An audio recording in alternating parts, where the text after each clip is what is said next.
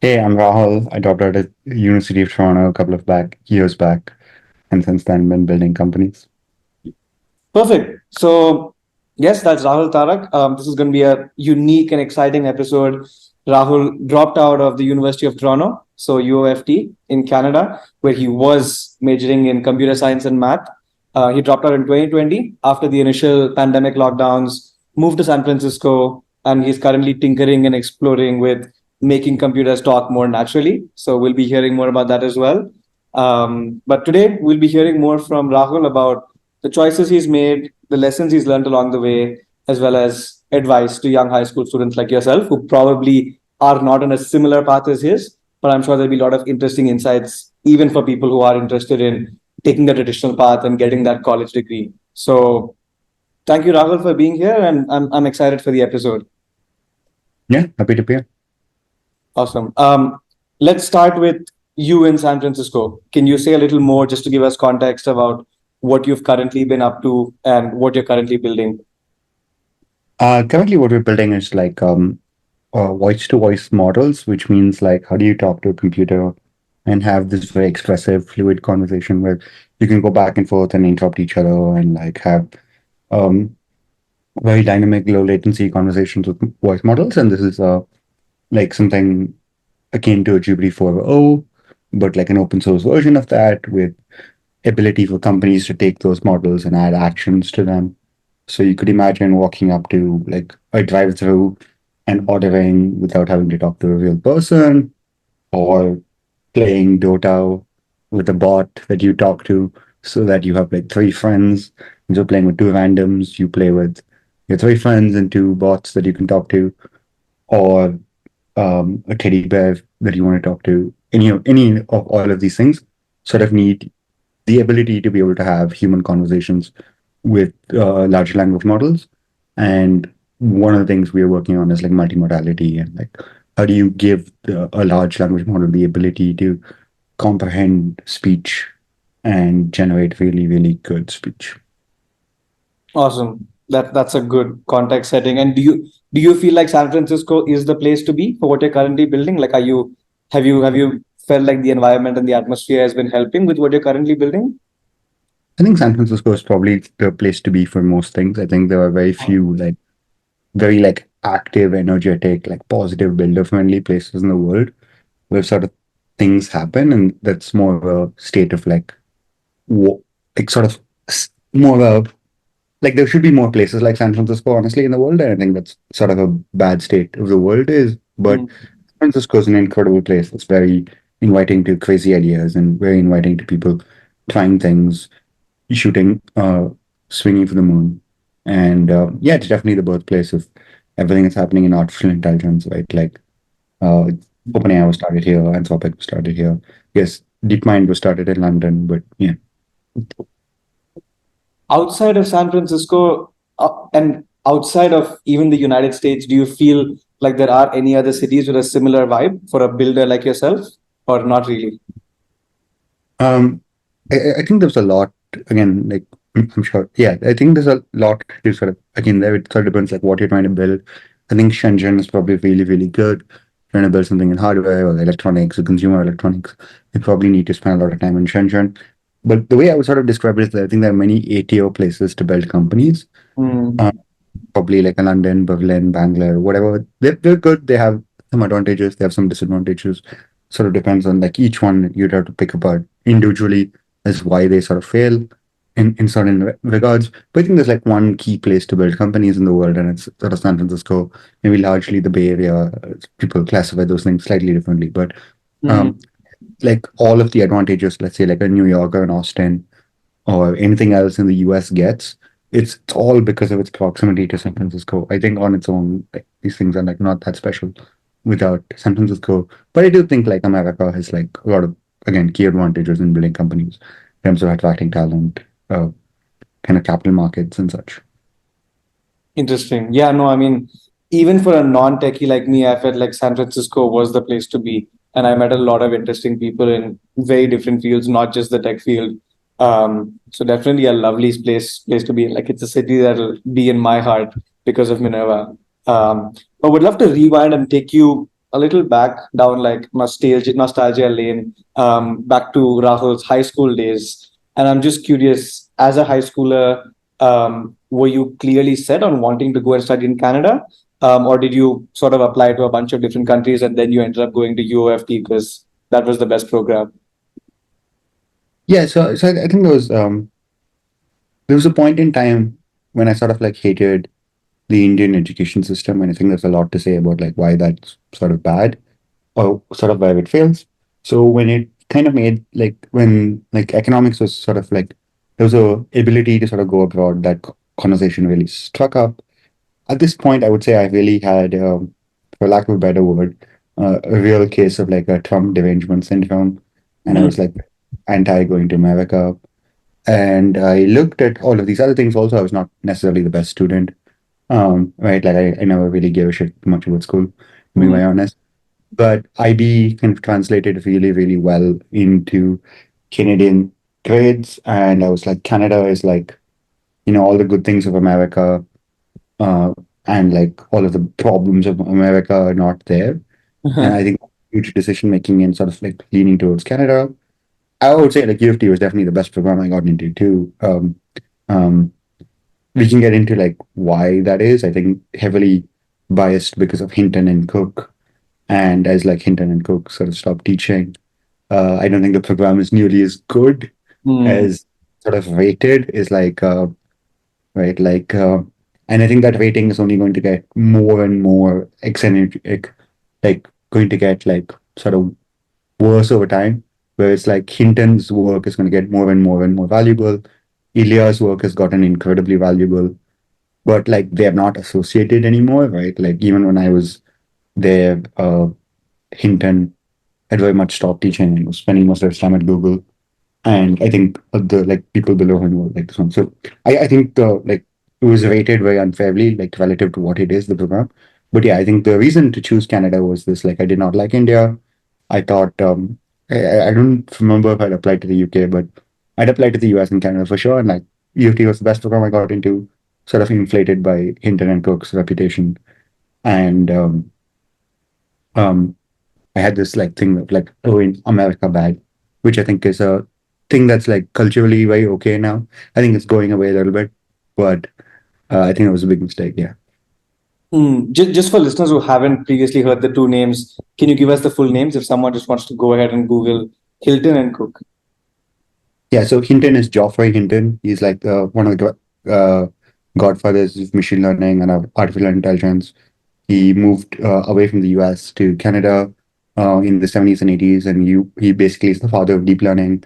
His prodigy is Ilya Sutskever, Hmm. who also studied at UofT, and he went on to start OpenAI, and he was the chief scientist at OpenAI for many years till he had the whole drama with Sam and recently left. Stephen Cook is also a very prolific computer scientist, very famous for P versus NP, which is very kind of broad, famous problem, one of the millennial problems, if I'm not wrong. But yeah, like Hinton kind of left to Canada to do his research there because he didn't want the DoD to sort of get hands on the machine learning research he was working on. Hmm. It was an interesting explanation. It was an interesting line about Canada, about it being America without a lot of America's problems, but having a lot of the good aspects. If you were to look at Canada today, and in terms of a student who wants to go and study in Canada, do like a computer science or a math program, what do you feel about that? I think that assessment was entirely wrong. I think it's like all of the bad things of America with none of the good. Like I think my worldview has changed very dramatically, but I think um uh like a lot of the nations in the American empire, so to speak, are not really prosperous without America. They're not like cradles of innovation. Uh, Sometimes you feel like the governance is better, right? But the governance is also only better because they're in some ways, in the ways that they are better, they're only better because they are not really nation states in some way. Hmm. And like we can get into how much depth we want to get into, how much controversial territory we want to go here. But in general, like Canada's economy is not doing very well. Its housing market is pretty bad. Jobs are pretty bad. Its innovation is really bad. The only real person is like Toby Lutke, kind of pioneering things with Shopify, and he tries to fix things, but like the government has also gotten like much more like inflation pretty bad.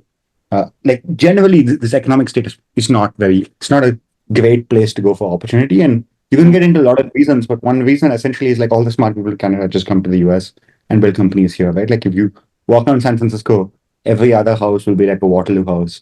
Every other will be full of Waterloo students. So it's not that the talent density doesn't exist here; they just like don't work in Canada, and that is some part because it's super easy for them to come to San Francisco, and you'd always just make this optimization function of like go to this one. But yeah, I would not like really recommend Canada very highly. I've not been recommending it highly for the last couple of years, but especially in the last like let's say year or two, I think I would not really recommend it.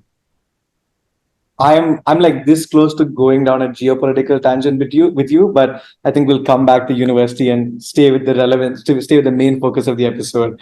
But we're happy to pick your brain on this aspect later, and America's different like puppet nation states. But coming back to computer science and math specifically, might be a very basic question, but there's a lot of people out there who just aren't sure what they're passionate about or what they want to get into as a field of study. How did you know that CS and math was the field which you wanted to get into? Um, I think I've always sort of been very good with computers. I've been playing with computers since when I was like before I can like really remember. I maybe started writing like code in some capacity when I was like 10 or 11. I started like really writing code when I was like 13 or 14. Well, really quote unquote, but like at hackathons or whatever. I think if I was on the internet and I was like not a big fish in a really small pond, I think I would have gotten much better much sooner.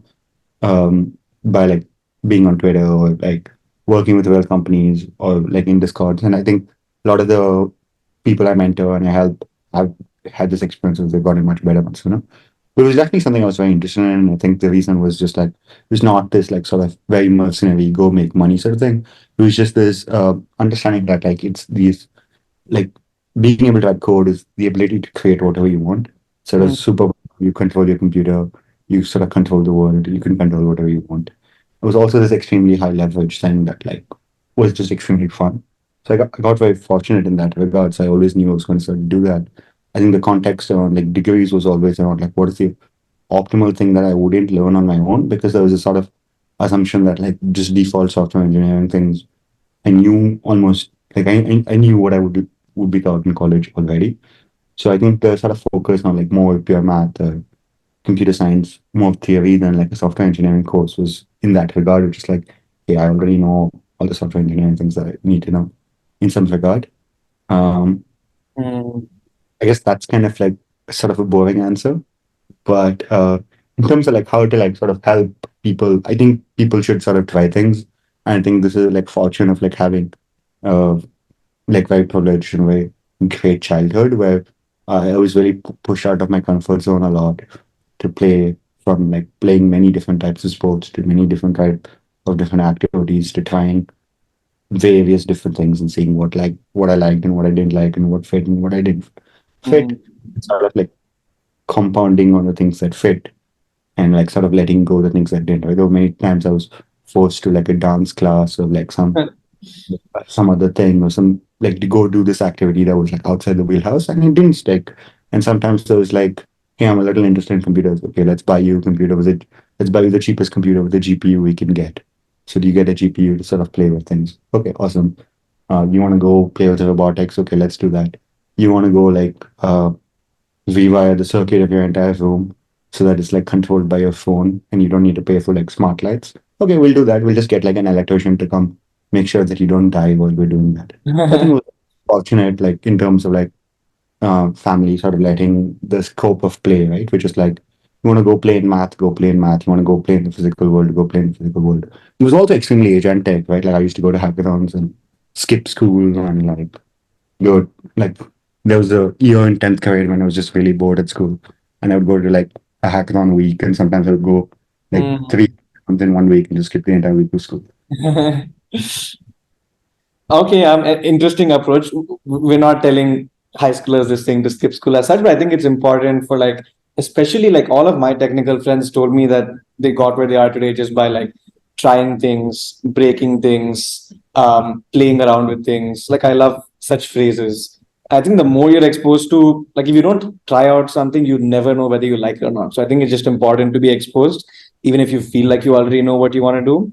Um, for all But the people, go I ahead. would also say to the high schooler that wants to go do something, go do the thing, right? Like I think generally like this can be like at some point we launched like a weather balloon into the stratosphere in India. This was like a pain in the ass to do. We had to like talk to like Indian authorities for like months. But we were like, it would be cool to like launch something to the stratosphere.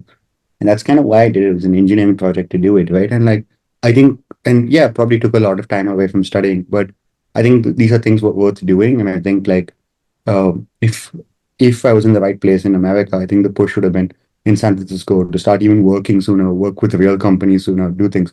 So I would actually really encourage the people that don't know what they want to do to try things to figure out what they want to do. The people that vaguely know what they want to do to sort of push, and the like academics in school doesn't like really matter. Like you'll forget those things. Those things like matter for like 3 months or 4 months. Mm. No, that's true. That's true. There's definitely a lot of value in what you're saying. It might be a slightly unconventional or extreme approach for some people, but even if someone can like adopt like 20% of the unconventional mindset which you're talking about, I think it's very valuable.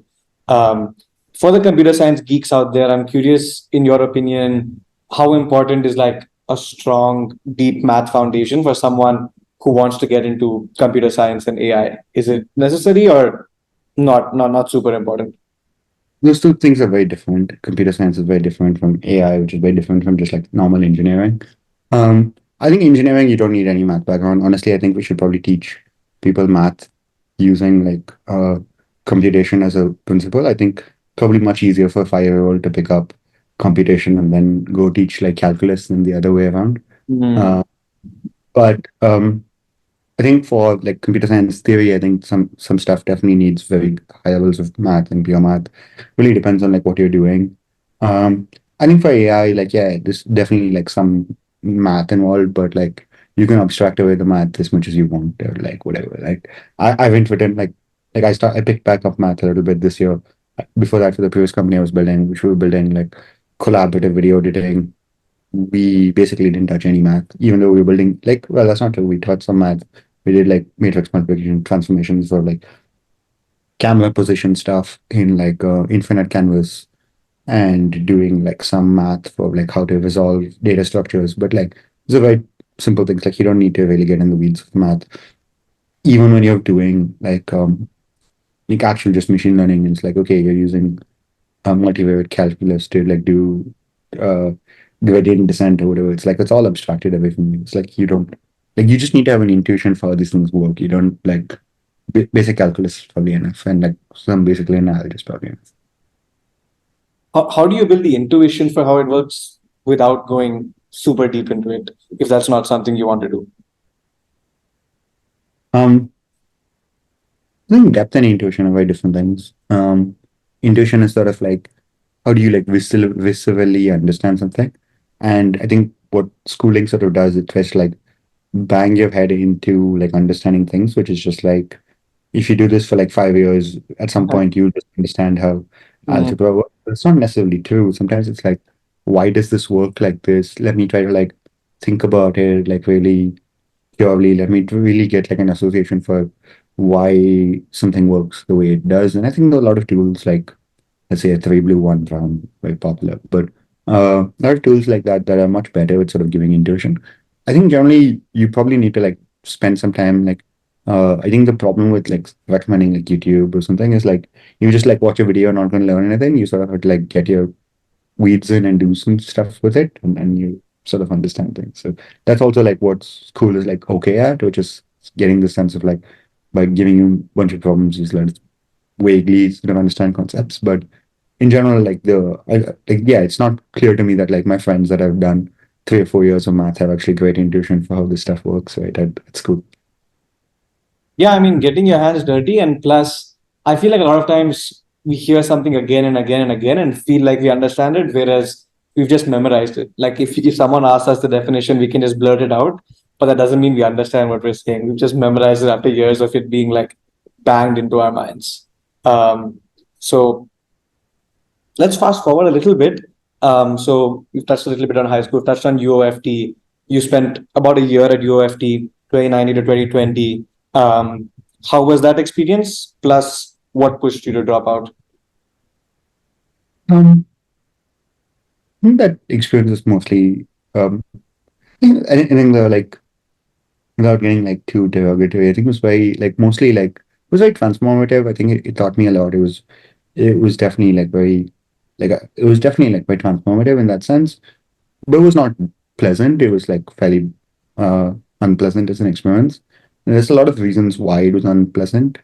Um, lot very specific to like Canada and UofT, that like campus of UofT. But I'm sure like a lot very general to sort of just like being like moving countries, being a little lost, like not having as many friends. Hmm. Um, so I'm sure those things are like true too. In terms of like dropping out, I think it was like I was very fortunate to be very honest that COVID happened and I didn't lose anybody during COVID, and it was like probably the first 6 months of COVID was like some of the most productive time of my life because I knew I had to work my ass off to sort of do something. And what ended up happening was it gave me a reason to not do like to take a semester off because for me I was not very happy at school. I was probably going to transfer to some other school Hmm. or buying another semester or two. And then it was like, okay, for $70,000 or 70,000 Canadian dollars, like 50,000 US dollars, maybe at that time. I don't remember what the number exactly was. Do you really want to do classes at like 4 a.m. in the morning? Probably not. Uh, right. So that was like enough of a reason to sort of take a semester off.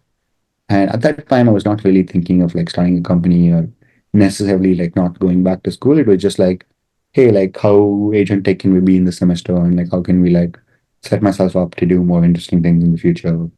right? And like just work on like interesting stuff and see where it goes.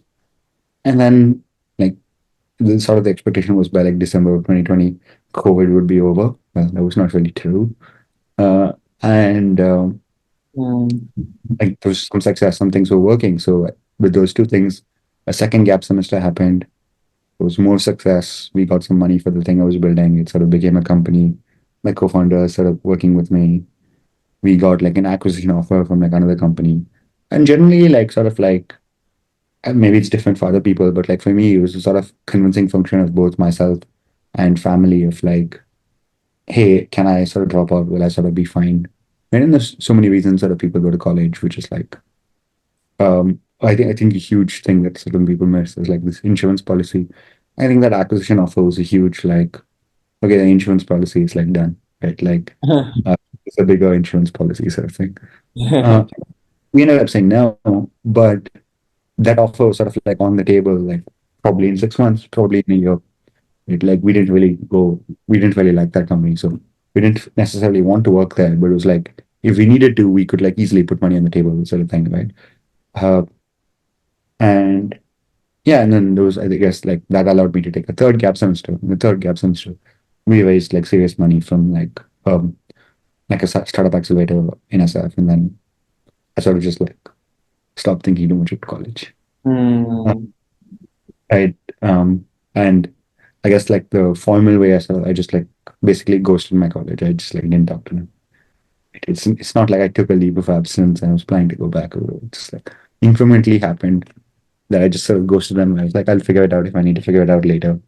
And I know some people that had like gone back to UofT afterwards that had taken like even a 3-4 year hiatus, like gone back. So I was like, yeah, I'm sure it's possible. We'll figure it out if we really need to. Hmm. Do you feel like you might go back, or is that door like closed? But to UofT, definitely not. Like no way. Like that's never happening. Yeah, I think the answer is definitely no. I think the chapter is like long closed. Okay. And we can sort of get into like why, but like yeah, the chapter is long closed. No, but I think giving the example of your friends was important because I feel like sometimes people think it's a one-way door. That sort of leaving college and then building something and then coming back. I know a bunch of people who have just taken a gap semester off, are building something. If it works, it works, and they'll take it forward. If it doesn't work, it's right back. So I feel like it's not exactly a one-way door. Like the door is still open, even as you said, 3, 4 years down the line, you're allowed to go back in. So I'm glad we touched upon that. I'm just curious if during that limited time at UofT, the limited network you built in terms of friends or professors, are you still in touch with any of them today? And is there sort of a valuable interaction? Um, Not really. I guess the like super valuable connection was like my co-founder, right? I sort of jokingly say UofT did two incredible things for me. It was like so bad I had to leave, and there could have definitely been like a mediocre college where Hmm. I paid and I would have graduated sometime last May or last March or whatever, something, right? And I met my co-founder there, well, at least my previous co-founder. We started our first company together, and he's one of the most incredible engineers I know. And like, yeah, he hated it there too, right? And we can talk about what his experience was, which is a little different, but uh, yeah, like so I'm very much in touch with Zach, and but beyond Zach, I don't think like I think the people I know at UofT are like now from like startup connections and not from like from school. And that's also like an interesting thing, which is like, why don't you know any of these people? And it's like, have you stayed in touch with them? No, but also like it sort of comes into this point of like that school was extremely unambitious and the sort of like obviously it's only been maybe 6 months of a year since many of these people graduated, right? They graduated into like a really bad labor market for Canada, a very bad labor market for the US for this kind of degree that they were going after. So in 5, 6 years, maybe these guys will be in very different places. Very possible, and that I think something that I underwrote incorrectly about college initially, but in general, like yeah, like my network is like far superior than it would have been if I'd stayed in college. And Mm. I think very little of it has to do with college. Yeah. I guess like a funny story about like UofT network is I got access to at that time called DaVinci, which is GPT-3's API, by emailing Ilya when Ilya was not the most famous person in the world in Wow. like 2010. Uh, but that was the extent of which I've sort of flexed that UofT credential. Hmm. Interesting. And I mean, the way you described it was just, I'm sure also over time, like you took 3 gap semesters, if I counted right. Slowly, there was also like you were seeing success with the company, and you got acquired and you were able to put money on the table. When you finally made that decision that, okay, I'm not going to tell them anything, but I am not going back to school, was it an easy decision or was it emotionally difficult? Was it difficult to convince anyone in family about the decision, or did it just happen after years of building something successful? There was no like specific point in time. I think like so I guess like some this one I ghosted my college in 2020. I just stopped talking to them in 2020. So it's not like I stopped talking to them like 3 gap semesters and I just didn't tell them I was taking a gap semester and I just like sort of ghosted them then. Right. I think like the few friends I had at UFT, I did tell them like, hey, I'm taking a semester off or 2 semesters off, and then some of them vaguely touch with, some of them like that touch went off slowly. Obviously, when I told Zach I was taking my second gap semester off, is when he told me he was taking his gap semester off, and we started working together, right? Uh, but also, we did not get acquired. We turned down the acquisition offer. Oh, okay. Uh, but so it's not like we had like gotten acquired and had a bunch of money over it. But yeah, there was no like I think by the time like we had gotten into the accelerator, which was like November or December of 2021, early 2022, I think like the entire friend group, entire like circle of peers that I was talking to, everybody was engaging with was so different that like college was not really like going back to college was not even like a thought. There was no like moment in line that I crossed where it was like, oh, this is like a big decision. I think the big decision was like taking that first gap semester, and that required a lot of convincing, both of self and a family. And the second one needed less, and the third one needed less.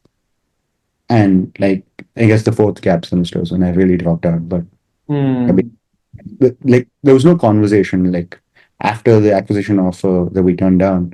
We didn't really have conversations. Before that, it was sort of like, let's re-engage every 6 months and see if we still want to go back to college or something like that. Hmm. Awesome. We'll fast forward a little bit and we'll touch upon sort of the current day and sort of just I know you have strong opinions about different topics, but as I said to you previously, whatever you're comfortable sharing on the podcast, I'm happy to listen to and share with listeners because I think there's value in even some strong or opinionated discussions. You are clear in your mind that there are just certain fields of study where you're probably better off not going to college and investing that money into, let's say, building or courses or training or building a company. What are some of those fields of study? Anything apart from computer science? And we almost flip that, which is like how many majors are there where it's really worthwhile going to college? I'm not sure, right? I think there was definitely like some value. I think there's value in sort of like social aspects of like living with really young people. I think like we can get into again, like I think a lot of college stuff has to do with geopolitics and cities and the way we live and all of this. But I think the sort of like living outside suburban life where you sort of live with your friends and everybody's walkable is a huge part of like why a lot of people love college. So I think these things are like very valuable, and I think living with in the right circle, living with extremely ambitious peers that sort of pull you up is very valuable. But in terms of just pure major for major, like I think this has not been properly underwritten by capital markets. There's definitely like a bias here, but I would be very surprised what majors are like actually like you need like the N years of schooling sort of for. I think for most technical fields, which is like just um definitely software, we don't need it at all. I think it can be useful, right? Like I do think sitting with things for years is good generally, and like Hmm. going very deep is good generally. But like you can definitely do all of that outside. Um, this is definitely a little bit of like I don't know too much about this field, but it feels like something which is probably useful. It's something like biology is probably useful to have sort of like it takes a long time to sort of get good, right? It's not clear that you can build a company like Genentech by like sort of being 19 and sort of figuring it out, right? Like this is like you sort of become like an expert over many years. But like yeah, so I think there was some like STEM fields where it's probably like useful to go to college. Um I'm not sure of like most of sort of like liberal art like sort of what's the word? Humanities, it's like super useful to go to college. That's not to say they're not useful. I think economics is like very, very, very important. I think history is very, very important. But it's not clear to me that like you should go spend $200,000 to like go study history like formally taught at a school, right? Like you should go study history because history is interesting and it's important and it like teaches us a lot about like the way the world works. But it's Hmm. not clear that like it's like both like it's a pure like economic bet on like a return on like an invested capital. It's like a good bet, but it's also like okay, do we need like as many historians as we're getting or whatever, right? Like, um, maybe that's like incorrect. Maybe we need more historians and we're not getting enough historians. But there's definitely like this where like we sort of like mismatch. Uh, I don't think we're particularly very good at allocating like elite talent, and like most problems of the world are like human capital problems. We actually have more than enough like money normally. Um, Hmm. but yeah, I think even in STEM, it's like we probably allocate too many people, like sort of raw, ambitious, like a little mercenary people towards computer science. Probably should allocate more towards like physics or building rockets or whatever. But I think these bets are like very hard to make, right? Like I think if you made like an aerospace, I think Thiel has talked a lot about this, which is like Peter Thiel has talked a lot about this, which is like we sort of stopped innovating in the world of atoms a lot in the West. So, like, if you went and got an aerospace degree in the 90s, that aerospace degree actually didn't become worth that much. Maybe if you ended up at SpaceX or something. But it's so I think there's two questions, which is like, what are degrees that are sort of like valuable, like societally to like hold and that need sort of like long-term mastery in teaching? And then like what are like the ROIC bets for like an individual? And Hmm. this is like college so expensive and like what's the return on invested capital for this bet? I'm not sure if those Venn diagrams fully overlap. uh, I think in this probably like hard STEM subjects, right? Like I think we probably need more nuclear engineers, right? I would love if like a bunch of smart people go study like nuclear engineering. I was talking to someone who studies nuclear engineering in Berkeley. It's like, yeah, there are like three people in my class, like everybody, maybe in like the first year, there are like 50 people.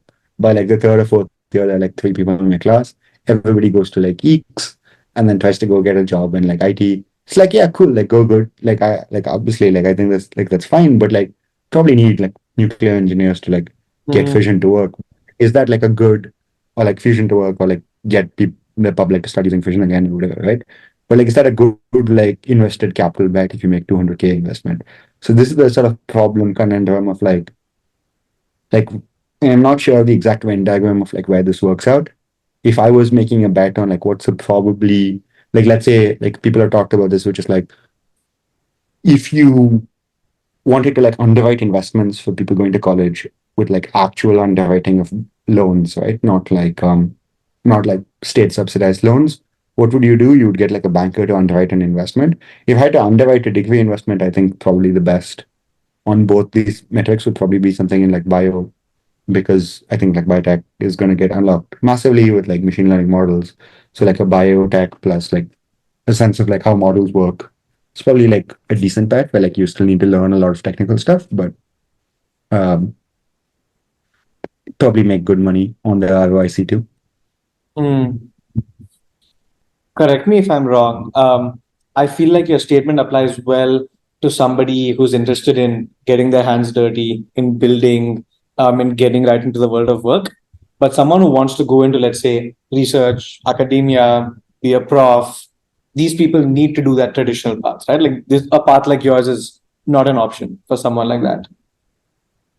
It really depends, right? Like I think so I think there's a question of like there are two sort of sub questions you need to ask here, which is like the question first you need to ask is like, do they need it because the like systems at B say they need it, or do Hmm. they need it because like you actually need to know XYZ to do a good job? And those two things are very different questions, right? It's not to say that like I think there are some things where like okay, like you could still do an amazing job, but the systems that be in the world is the way it is, and like okay, go do that thing.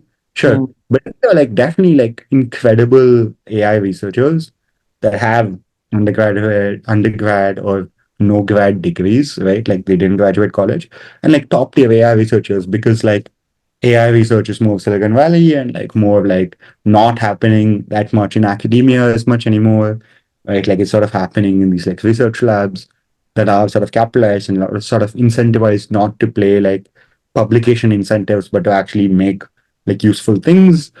So they end up like actually hiring just for quality. And like when you hire just for quality, there are definitely like really top tier researchers at both Anthropic, OpenAI, um, at DeepMind, all of these places that like don't have PhDs or have not done this for like 15 years, right? And I think so, at least in that capacity, definitely possible. I know people that are building like fusion companies that like I don't have undergrad degrees or whatever, right? So it's definitely possible. If you want to be a prof at like some college, then like yeah, like the college will probably be like, yo, you need like a degree or whatever. But again, that kind of asks the question of like, is that like you actually need the degree to like do the job well, or you need the degree to like pass the like front door, right? And I think that generally people sort of don't appreciate how many places of the world sort of will take the back door on things or the side door on things if you're just like competent. Um, and definitely, I think there's a person called Lava Deming. She has a company called Cradle that she just started. But before that, she was working in like bio or biotech labs since when she was like 12 or 15. Maybe she went to MIT for like a year when she was like 15 or something, right? And she was a Thiel fellow and she just like has been doing research and she's like pioneering in her field and like building an incredible company. And like she spent the years doing the work. It's not that she probably doesn't have this piece of paper, right? But yeah, you definitely spend the years doing the work. And I think there are a lot of people, definitely like longevity that I've met, uh, that like are doing incredible pioneering work without degrees. They're getting into some trouble with some institutions, but Hmm. yeah. But so I'd say it's not clear to me like for what of these things you need um, the degrees in terms of like the competence muster. I'm sure there are some things that you do need it, maybe. But I think the like more fringe the thing is, the closer the sort of field is to like accepting outsiders, it's probably okay to like sort of go like the back door. I think something like physics is probably like unfortunately really stalled and it's not very willing to accept outsiders. But like, again, you have like an Einstein or something, which is like, like I'm a uh, clerk in Switzerland, publishing, pioneering Mm, work. I think this is to say like the way like we think about academia has like changed a lot, and like where the value is like, accrued in academia has changed a lot, and like the way the like previous people that used to get degrees, they used to go study from like master to master to master, right? Like even if you watch something like an Oppenheimer, you see him going from the best in the world in London to the best in the world in Germany to the best in the world somewhere else in Europe, and going through all of this to like in like a course of like 3 or 4 years. Like by the time he's done, he's 22, 23. He's not like he's 30 or 35, like a postdoc, and then he start doing work then. And I mm, think that's like not really happening in the world right now. mm. Yeah, I mean, I also am firmly of the belief that the college experience is so much more than the piece of paper you get after the 4 years, just the degree. Like, I wouldn't go to college if I'm just going for the piece of paper and invest that time and money. Like, I want something else out of the experience. But if I were to sort of put you on the spot, apart from the degree, what do you think the purpose of a university education should be? Well, like if you're asking the question should be, I think there's a difference between like what it is. Should be. Uh, Should be. I think should be is probably you want to take your highly you're highly like or you're decently ambitious, right? Like you're like not the highest level of ambition, but you're like decently ambitious, decently smart, decently hardworking person, and like funnel them, like allocate them as capital, like human capital correctly in sort of the system, which is like train, upskill them to be like incredibly like valuable, like where they can create immense value for the world. I think that's the way like you would want to sort of design a system, which Mm, is there are people, and we can get into like how all of this might change in a few years, but these sort of like people would have like very high like raw intelligence, generally decently ambitious, decently hardworking, right? These are the people sort of going to your top schools. How do we sort of filter them into like how do we make them exceptionally good at like their craft so they can go create immense value for the world? mm, You should think about it, and corollary to that, you should think about like how do you allow young people to live together, uh, close to each other in walkable, nice cities where they can have like a peer group of friends that like peer group of people their age, um, and sort of like a peer group of very ambitious people. I think these are the sort of like three vectors you want to think about. Uh, mm, and there has to be like multiple filtering mechanisms in there, right? But that's kind of like accrues all of the sort of value of college. Um, but yeah, like it's not clear to me that like sort of everybody should be going to these colleges in the way like let's say your B of C tier schools in America. So many people are going to these colleges and like okay, like I just go got a degree. Like that is not clear to me. Like that should happen. I would think about. I think these are like sort of hard problems. Like how do you allow these people to live with young people such that they get the like yeah. um, social advantages of college without like the sort of like academic stuff because that is not super like valuable like at a like a B, C tier school, right? Like at an A or S tier school is a little different. You could still argue how much value there is, but like a B or C tier school, it's like there it's like really about the social sort of cues. I also think it's a huge value in sort of like for a lot of people like allowing like how do you like adult with like the guardrails on, right? Like you have your 2, 3, 4 years of like adulting where like slowly the guardrails are like let off. Um, and I think there's some value in that. I'm not sure. Like, I don't think society always had that. I'm not sure society will always have that, but I think there is some value in that. Uh, Mm, that's the kind of thing I would think about, like when you're sort of thinking about these things. Um, but I think there's a lot of sort of sub questions here, right? Like, I think there's a lot of, uh, I think there's like a nuanced hard problem of like how do you create these things? Because I think, like, if you want to get into controversial territory, I think something like a Harvard legacy system is like incredibly good. And the reason it's incredibly good is like something like what Harvard is supposed to do. What it does is take or to some extent does, is takes the smartest people in the world and puts them with the like elite of society. And the point is to like give the elite access to the intelligent people and the intelligent people access to elite. If you take away the elite and you just a bunch of intelligent people, that's not Harvard, that's MIT. And MIT is valuable in its own way, that's different. But the point of like Harvard is like sort of like you take the intelligent people and you connect them to the elite people. And elite is like in some capacity rich, but in some capacity politically connected or socially connected or like can get things done in sort of the real world. So like now you want some capacity of that, right? So it's like in the social mingling, you want to be able to like not just like filter like these people into great human capital like allocators, but how do we have enough of the mingling of the like elites of society versus with the like intelligent people, right? And there's not like a distinct overlap. There are people who are elite that are intelligent, and there are people that are intelligent that are elite or whatever. But the point is still like, how do you allow this kind of mingling to happen? So I think there were like a lot of like nuances here that like you need to sort of get right.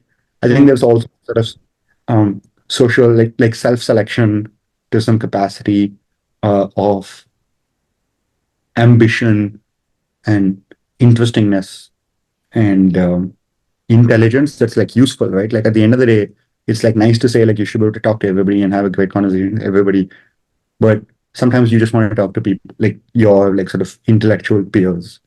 Uh, and that sort of lets you be more ambitious. The same kind of people that have the same life ambitions as you are able to execute on the same level as you. How do you sort of filter for young people to sort of be around those kind of people? I think Mm. that's also very different from college. Like not there's not necessarily a college has to do that, right? Like I think in tech, um, I think communities, I think Silicon Valley sort of found workaround ways to sort of do this without like having it to be college, right? One of this is something like a Y Combinator, something else like a Thiel Fellowship that are very like prominent, but they're like smaller sub versions of that that like I'm a part of that definitely do this for me, right? I'm around many people that have gone to excellent universities, some that have not, many people that have built huge companies, some that are trying, and I get this sort of peer group of young, Mm. talented people. So I think that's definitely like an important thing, but it's not clear to me like, see, now we talked about like 15 different axes of things, right? Which is like, how do you like allow people to sort of transition away from like childhood to adulthood with this like slow ramp? How do you allow young people to live together in like walkable, nice areas? How do you like allow the mingling of the elite of society with the like hyper intelligent of society? How do Mm. we allow like a rapid upskilling of like um, relatively like just raw intelligence, raw ambition, raw like agency, hard work people into like really useful tools for the economy. And it's not clear to me that like all of these things have to be like access combined and compressed into this like one institution that sort of does all of these things. And then it's like you cannot really measure it on all of these axes separately, right? Like um you want like you definitely want some parts of all of these things, but how do you sort of like measure the value of this institution in this capacity? Like it might be great at doing one or two of these things without being like good at the other things. Now also like where is the like generally when we're talking about paying for college, it feels like we're mostly paying for the upskilling, right? We're talking about it from the education. How much of the contributing value of like these end axes of things is that? And I think this all sort of starts really breaking down once you talk about like volume of people that are going to college today in sort of all countries, but like especially in the like, let's say the US context that are going to college together and then going to like B, C, T, D tier institutes where the like ambition of your peers is not there, the elite mingling is not there, the education quality is not there, but the price is like 75% of the elite tier institute, right? And then it's like, okay, what's happening in this like ROIC? Mm. You mentioned the Thiel Fellowship. You mentioned Y Combinator. For somebody who's again, I know a few very special people who are just ready, bang after high school, ready to dive into the world of work and start building. I don't think everyone is ready. So after high school, someone doesn't want to take the traditional path and go to college. Do you have any suggestions for unconventional pathways where you can still hit a lot of these different metrics which you are talking about? Like, what are some potential ideas? I think it really depends on like what you want to do, and right? I think if you're a young person that like wants to like work any like technical engineering-esque field. I think even like physics engineering-esque. I think probably you should just try to move to San Francisco in like your teens. Now, this is very hard for a lot of people, right? It took me like one of the reasons the previous company died is it took me like 18 months for me to get a tourist visa to come to the US, even before I could get like a live or work visa here, right? So it's not that trivial to sort of get here. But I think if you can get here and whatever your closest center or something like this, where like young, ambitious peers are doing interesting things, try to go there, whether that's like Bangalore or Shenzhen, whatever that is for you, like try to go there. I think is sort of default. I think like where you live matters a lot. Mm. Um, Now, if it's not technical, I think it's a little bit harder, right? Like um, I think if you want to be like an actor or a movie or something, like okay, I guess maybe go to LA, but it's like less positive sum. It's less like everybody's trying to help you, right? Like it's hard for me to sort of like I love movies.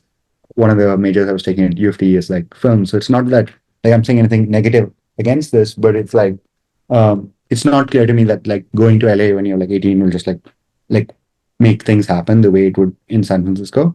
Mm. Um, it's not clear to me like if you didn't want to do this, what like exactly you would do. But I think there's like definitely like agentic ways where I think in general it would be like what are incremental ways in which I can like do great work, right? Like people that would like see this and like understand that like I'm exceedingly competent and very knowledgeable and very agentic and very smart about the sort of things I'm doing, and really try to like increase your net by sort of using the internet, right? Um, Definitely, like a lot of my friends, my closest friends in the world after leaving college, which is we can talk about like how that works. I think that's it's weird and interesting. Part of it is like through Twitter, right? Like both in India and San Francisco, or like now sort of scattered around the entire world through like Twitter. And like that's why like me putting out sort of the work that I was doing, my friends putting out the work they were doing, and us sort of like connecting over the internet and then meeting in person, building friendships. But I think this is sort of can be true in most fields that you're doing, right? Like if you're sort of doing interesting things, try to do interesting things, try to do high quality things, sort of like broadly put them out on the internet. And people sort of tend to like self select and find each other in some capacity. So like, yeah, if you move to a great city that's like perfect for what you're doing, do that. Otherwise, like find the community that's like on the internet, whether it's like a Discord server or Twitter or a Reddit or whatever that like you can find these peers and I think is valuable. Mm. And like this doesn't have to be like in like, oh, like I have to leave school and do this as a full-time thing, right? Like it can sort of be Parallel. um yeah, parallel. Uh I do think this is one of the reasons why I think increasingly in the last like 15 years or whatever, it's become more and more clear that the sort of like at least the return on investment for this degree is like sort of tapering, right? It's still so many people are going is because it's not obvious where this like high agency or like just raw intelligence. I don't know what I really want to do in life. Have ambition, have some agency person ends up, right? If you have incredible agency and you have, then you can like sort of find like there are some alternative paths. Like this raw ambition, I'm like, I want to do things, but I don't know exactly what I want to do. Um, Sort of ends up default in college to sort of just like give themselves time and figure it out. And maybe that's okay, but like, yeah, it's not, there isn't a great answer. And I think the Thiel Fellowship was trying to be one for technologists, but yeah, there aren't other ones. I've seen some friends, other friends outside tech go to more like esoteric places like Vitalia, which is this like new city in Honduras. I've not been, it might be very dangerous, but it's this like uh new age city experiment. And I think there are these sort of like fringe ideas that are trying to like where young people can sort of go be.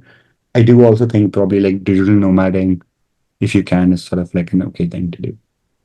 Mm. I want to push you a little more on social and emotional growth as a person. I know that for me at university, beyond the classes, beyond just the degree, it's very important for my personal socio-emotional growth. I feel like this is preparing me for the real world of interacting with all kinds of people from different cultures.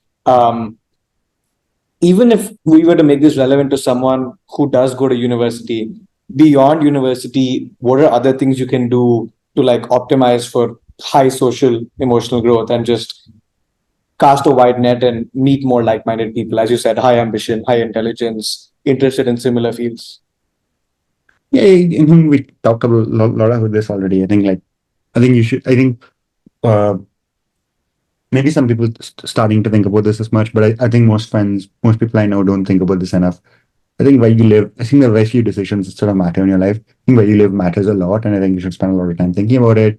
I do think it would be like um, better if it was like easier to come to like America or come to San Francisco or something like that, right? But sort of like really spend time thinking about like where you should live, where the kind of people that you want live in the world, exist in the world. Sort of try to go live there if you can.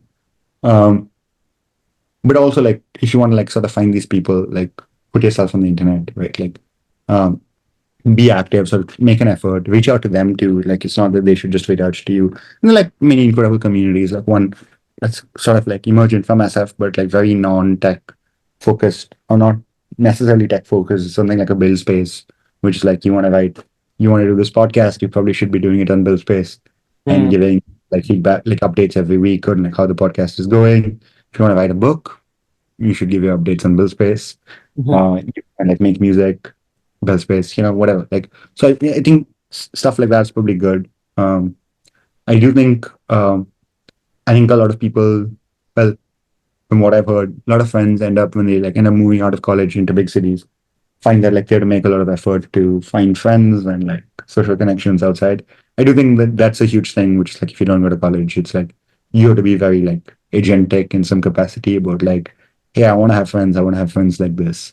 Let me find them on the internet, find them in these sort of cities where they sort of tend to aggregate and become friends with them. But it's not that you can't do that. And like in some capacity, it's just like I pulled that forward a couple of years and I would like DM people on Twitter, people would DM me on Twitter, and I would just like go meet them. And Mm. we a little weird in the beginning, and then it's like now it's like all of my friends are like on Twitter. Uh, right. So and I think that like people end up doing that a little bit in cities afterwards. Or maybe they don't do that as much and then they don't find as many like peers. But yeah, just like pulling that agency a little bit forward a few years. Mm. We've touched upon a few interesting flaws of just current day colleges. There's a lot of new age institutions that are trying to, in some way or the other, resolve such flaws. Minerva is the university I go to, comes to mind. Let's say a global immersive program, so you're not stuck in one place for the entire 4 years. The curriculum being more practical, being more discussion based versus just lecture and theory one way. A lot of great programs in Canada have like a mix of working for a few months, then going back to school for a few months. What do you feel about sort of these non-traditional programs? Are these like the places for, let's say, people who are super high ambition, high intelligence to go to instead of a traditional university? Maybe. Like I think the answer is like sort of maybe, right? Like it depends on uh sort of like what you're sort of wanting out of this college, like what like I think these things are sort of a bet, right? Sometimes they work, sometimes they don't. It also depends on like sort of the person. I think something like Waterloo and its co-op programs like worked really incredibly well, but like Waterloo has built this like interesting like sort of two-shaped university of like where it's like it's able to create incredible talent that both going to like sort of the boring like fan jobs, but also like the ones that are super ambitious that go to like build startups and build companies and like go work at companies and sort of filtered this and like it's able to do this co-op really well. And I think there's something definitely to dig into there about like how that sort of worked. Um, Minerva is interesting, right? Like I've seen some friends that go there. I think most of my friends that end up going to Minerva end up dropping out and building things anyway. Right? I don't know that's a flaw of Minerva or just like these people will drop out of any college they went to. Yeah, But it's I think so. right. It's interesting. It's not uninteresting, but it's not clear to me that like it's like in like incredibly obvious place to go or not.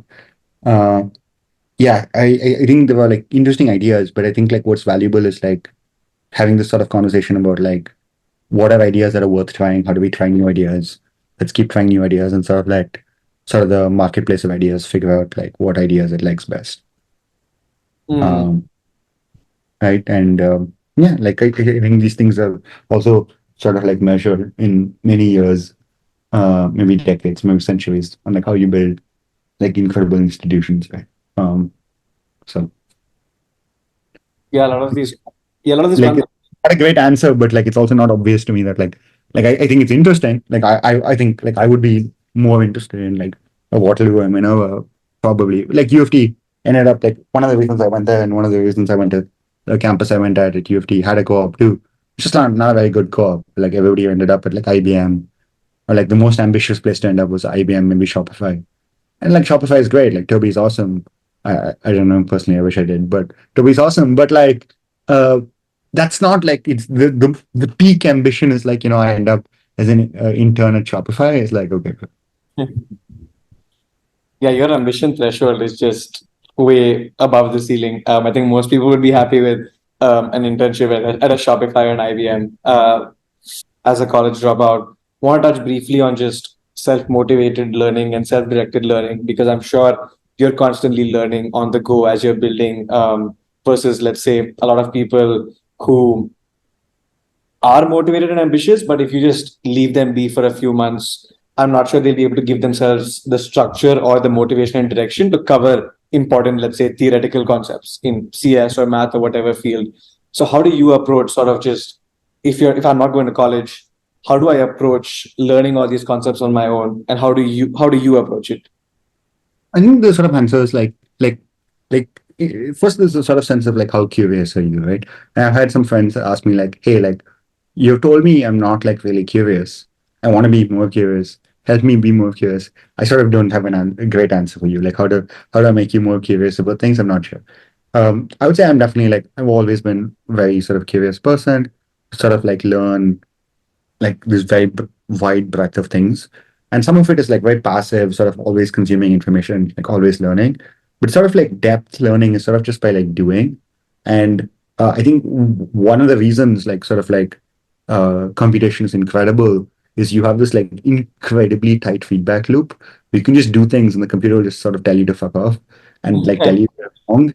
And like you can just keep doing them versus like a math proof it has some feedback loop, but it's like much longer. And like physics, the feedback loop is much, much, much longer. So I think like in different fields, like stuff is a little different. But in like computer science, or like let's say like how did I go from like someone who's building um like very complicated, let's say, like software which was building like collaborative video editing, and like I didn't know anything. Like I knew how to edit video and I knew how to write some code. How did I go learn all those things? Sort of like, okay, we need to build this. How do we build this? Okay, we need to do this. We need to do that. We need to do this. But how do I go from there to like building models? It's just like, okay, cool. Models are cool. Uh, if people are training, like learning how to build God, I want to learn how to build God. Uh, I'm like sort of using God as like a joke, but like like whatever. I want to learn how to build God. Let me understand how it works, which means like let me spend a weekend building a transformer from scratch. And a transformer is like what exists inside. Like the T of GPT is a transformer. So let me build a transformer from scratch. And people have shared guides on how to do this. And let me like handicap myself. And this is like probably like a programming tip more than anything else, which is like how do you like sort of get stuck? How do you get out of tutorial hell? It's like if you follow a tutorial to its steps, you're not thinking. So what I would do is I would take someone's tutorial that's written in like N language and translate it to M language such Hmm. that I can't like actually just follow the tutorial. Like when I get stuck, I need to understand what's happening. That's what I did. I basically took incredible machine learning engineer that's worked very early at OpenAI, Tesla, very famous, Andrej Karpathy, has a beautiful lecture series on this. I spent a couple of weekends while I was building other things, learning other things, playing with like models on the application layer, getting good on that just out of curiosity. It's like, okay, I want to learn how this works, and sort of just built a transformer. I want to learn how this other thing works. Let me just like break it and see what works, and then like break it and see what works again. And my co-founder, who's like has a more formal like education from CMU, will tell me like sometimes like, hey Rahul, you like use words incorrectly, or you don't like fully understand how this model works in this way. But in some ways, I understand the way the model works better than him because it's like I sort of like dug into the model and just broke things and played with things and sort of figured them out. But obviously, there's sort of like this trade here, which is like if you can do this type of feedback loops and just sort of build things and break things, at least for like things that have very close feedback loops, you can just sort of learn things yourself. But yeah, I think like sort of like directing yourself over this like N month course to sort of learn things just to learn, like like I probably would have enjoyed and learned a lot more pure math if I'd stayed in school. And I would have enjoyed it, right? But I didn't end up doing it because, like, yeah, I probably don't have the patience to sit and do that. But it's like if I need to learn the math to do something, then I will learn the math to do something because you sort of are just doing the thing and you can sort of just bang your head against the wall and learn the thing as you're sort of doing the thing. Hmm. I'm going to push you slightly outside your current field. A lot of our conversation is very, very relevant to tech people, to people in programming and working with computers. If I were to push you outside, let's say we get into humanities, social sciences, do you feel like this concept, beautiful concept of tight feedback loops, any idea how that would apply to a humanities or a social science field? Feel free to take any subject and like if you have an example which you can give. Um, I think you can definitely try things with um, you can sort of like try to reason a little bit about like how like economic models or sort of like modeling history a little bit and like sort of reading things. But I think these fields are like definitely like in some way like less scientific. That's why they're humanities, right? And they don't have these feedback loops and they're more sort of sort of opinion like based, which is like fine. But sort of like how do you like sort of base these things in reality? I think is the way I would sort of tighten that feedback loop. But it's not like I think the way I think the reason you sort of study history is like this curiosity driven is like uh, why did this happen the way it did, and I want to know how this happened, and you sort of like unravel the like book of like why does an event lead to y event lead to z event, and that sort of naturally follows in this way, which is different than like if I just say I want to learn like all of European history, that's not going to work. But like examples I can give you is like I loved um and he did this too, which is I loved like Ray Dalio's The Rise and Fall of Empires, and that's a very tactical like hey like th- some weird things are happening with the American Empire that like happened with the British Empire, uh, and I vaguely know these things happen in the British Empire. Let me try to go see like if it's happened before in history, and like let me try to dig into like what's happened. And like let's say if I give you sort of a personal example when I did this a little bit and I didn't do it as much as I would have loved to, if I had more time. And maybe this is where like the self-directedness is a little uh, harder to do. But I'm not sure like college would like really solve this problem for you in some capacities. Like I wanted to understand like um, sort of like what went wrong with like nuclear fission, right? Like, why did we sort of like throw away this like magical, like incredible resource that just like fixes all of our problems, could have just given us infinite clean energy, right? We could have essentially lived in sort of a utopia, and like, what are the like mistakes we made in like nuclear fission?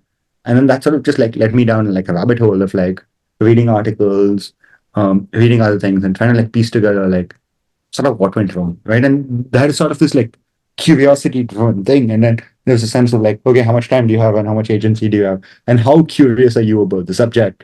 Uh, would sort of like indicate those things. And I think this is sort of very true of economics too, right? Like, um, which is this like, why is this happening? Let me try to understand, like, okay, like, um, what is stagflation? What does it do? How does it like work? How do we get out of stagflation? Have we gotten out of stagflation before? What are the sort of knock-on effects? Why are people making these sort of decisions? That sort of drives this curiosity. So I think like that's the way at least I think about learning and the way I learn things. Um, and it's not clear to me that like you sort of have a basis for many of these things. Uh, Maybe you should like do an economics class uh, in college, or you do like a history class in college or whatever, right? But it's not clear to me like this would still solve this problem of like you have to be a little self-directed in learning this like these curious rabbit holes. And I think these curious rabbit holes are the way sort of best to learn these ideas because there's just so much to learn and so much like just like like breadth, right? Like that like if you just say like let's go learn European history, like it's not gonna work. Hmm. Anyway. For somebody currently on the fence, like they're in university, they're really on the fence about dropping out versus staying in university, are there certain like prerequisites? This could be skills, mindsets, ways of thinking, some level of like certainty? Is there anything that there's a prerequisite before dropping out and making that decision? In your, you could talk from your case or just more generally.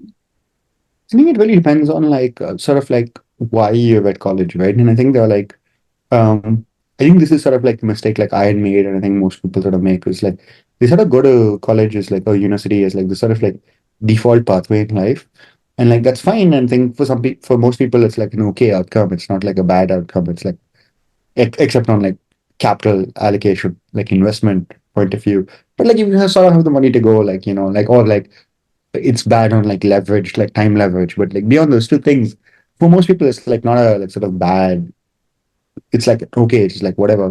But it sort of depends like why you're there. Right? Like I definitely had friends who even spent let's say 4 years or even a year at college that were like very agentic about what they exactly wanted. They went to a lot of professors. They spent a lot of time like getting what they wanted out of it. So like if you're on the fence, I'd ask like why are you on the fence? Like what do you want to do? Right? Like what is like making you be on the fence? I think like sort of like a generic answer here would be very difficult. But I think the default like sort of state of being that I would say is like a person on the fence is probably on the fence because they think about it as like an insurance policy. Right. And I think first I would sort of like if the person is like intelligent, curious person, I would sort of make them sort of go and look at the job market as it is today, right, Mm, in the US or whichever country they're in, and sort of get a sense of like how many people there are that are like overeducated, that have like university degrees that end up getting like entry level jobs or like high school degree jobs, or end up not getting the sort of job that they want and have this like random degree that like is not really being used and was quite expensive. It also depends like how close they are to sort of finishing college, right? Like if they're very early, they've invested very little money, it's very different because they're very towards the end and like, okay, maybe this like insurance payoff is still fine. And then I would sort of ask the questions about like, okay, like what's the network? What's the like so this is very contextual, right? Like um what do you want out of this?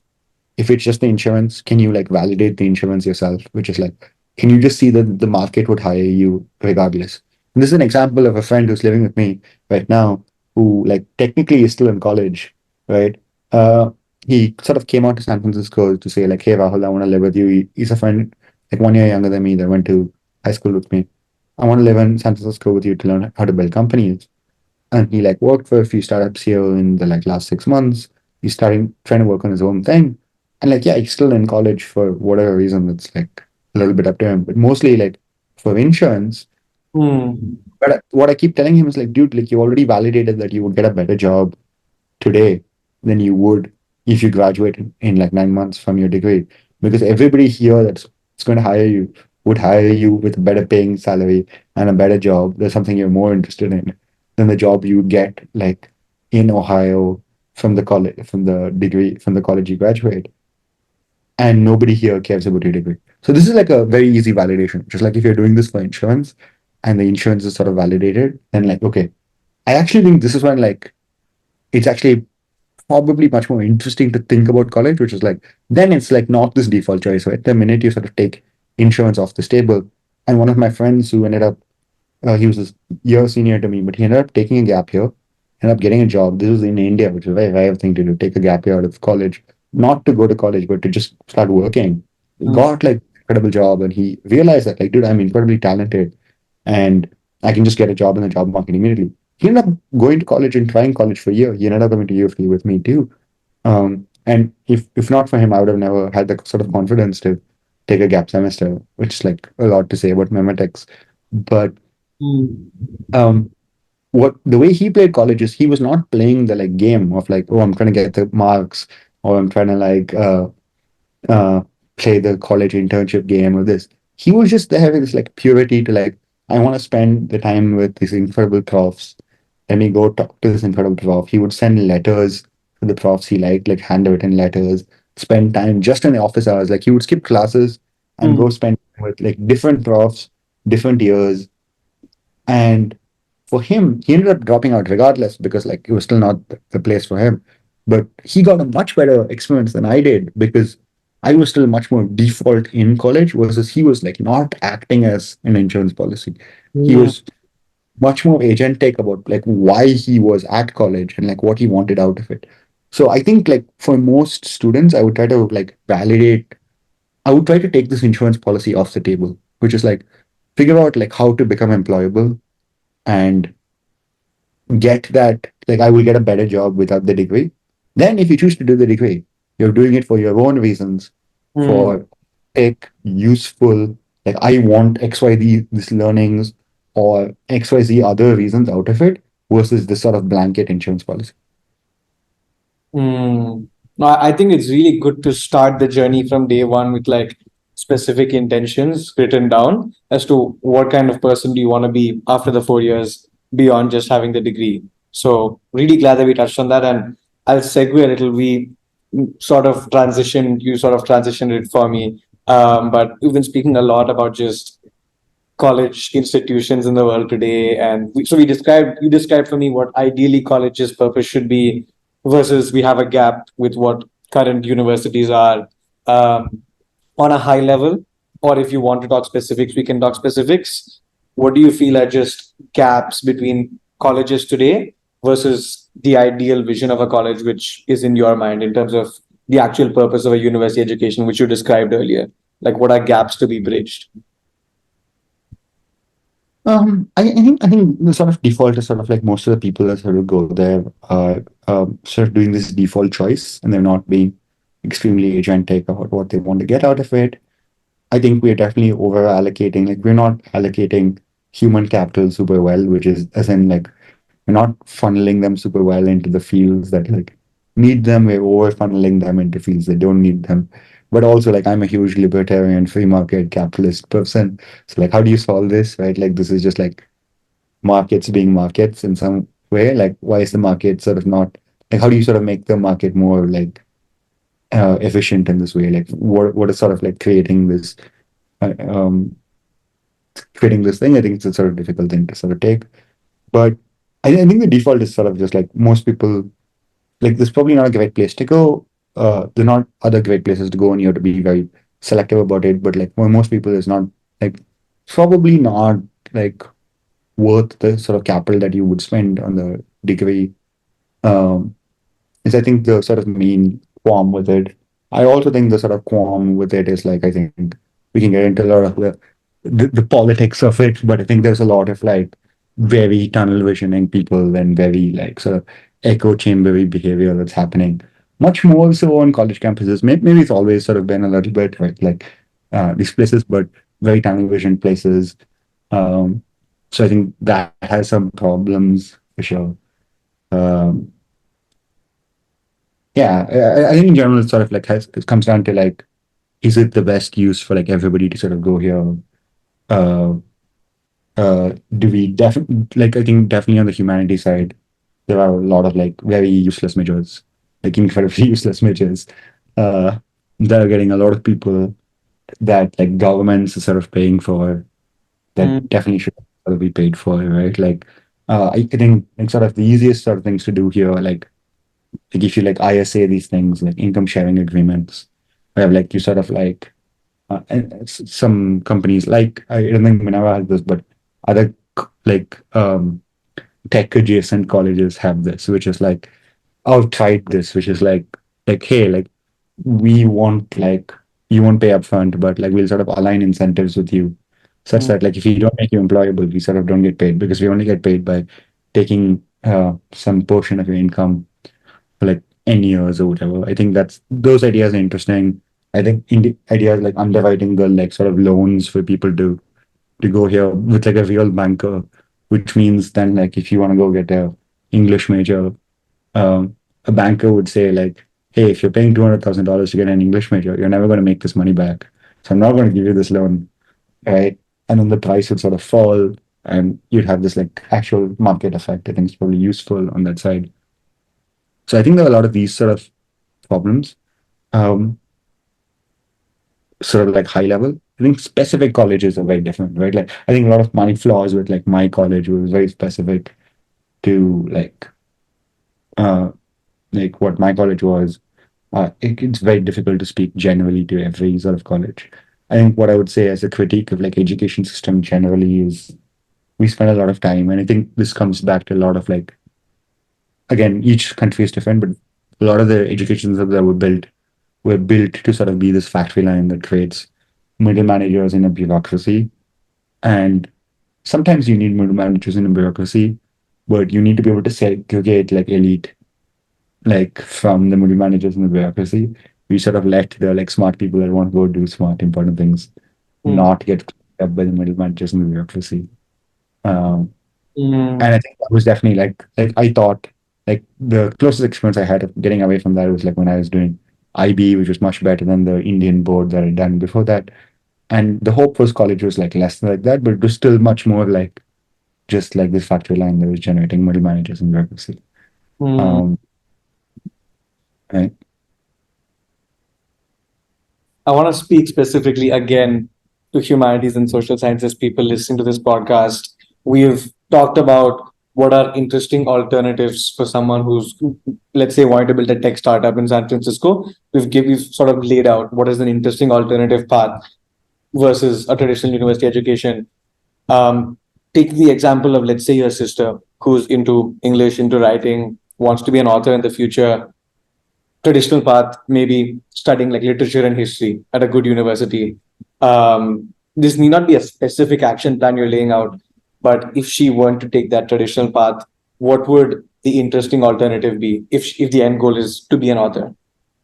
So like okay, so let me sort of like walk through like my thought process. And like there's been some thinking here which is like around her degree, right? And like she's ending up coming to Minerva and like uh that's fine. But like my sister's is like sort of um a relatively like much more agreeable person than me, much more conformist person than me, uh much more studious than me, right? Generally smart person, hardworking, right? And when you look at something like her, this is what I was talking about, which is like we don't sort of allocate human capital super well for her.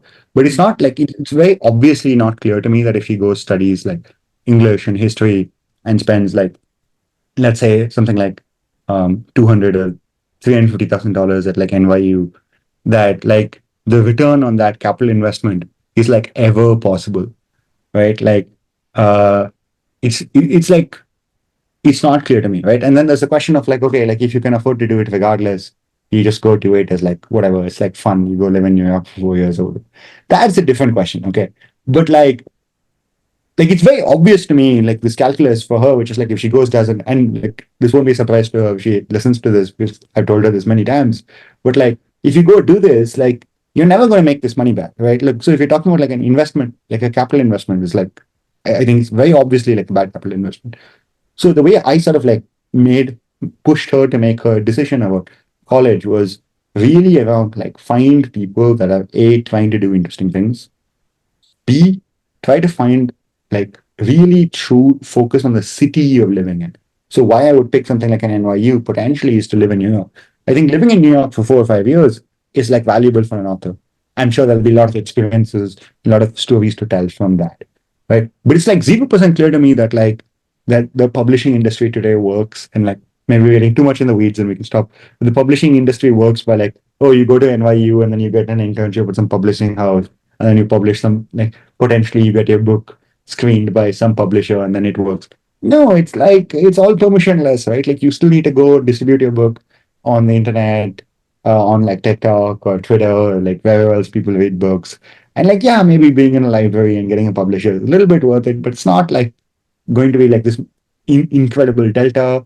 How many people at NYU go on to go publish books in this like literature department? What other jobs are really available for them, regardless? And even the other jobs, can they pay this back?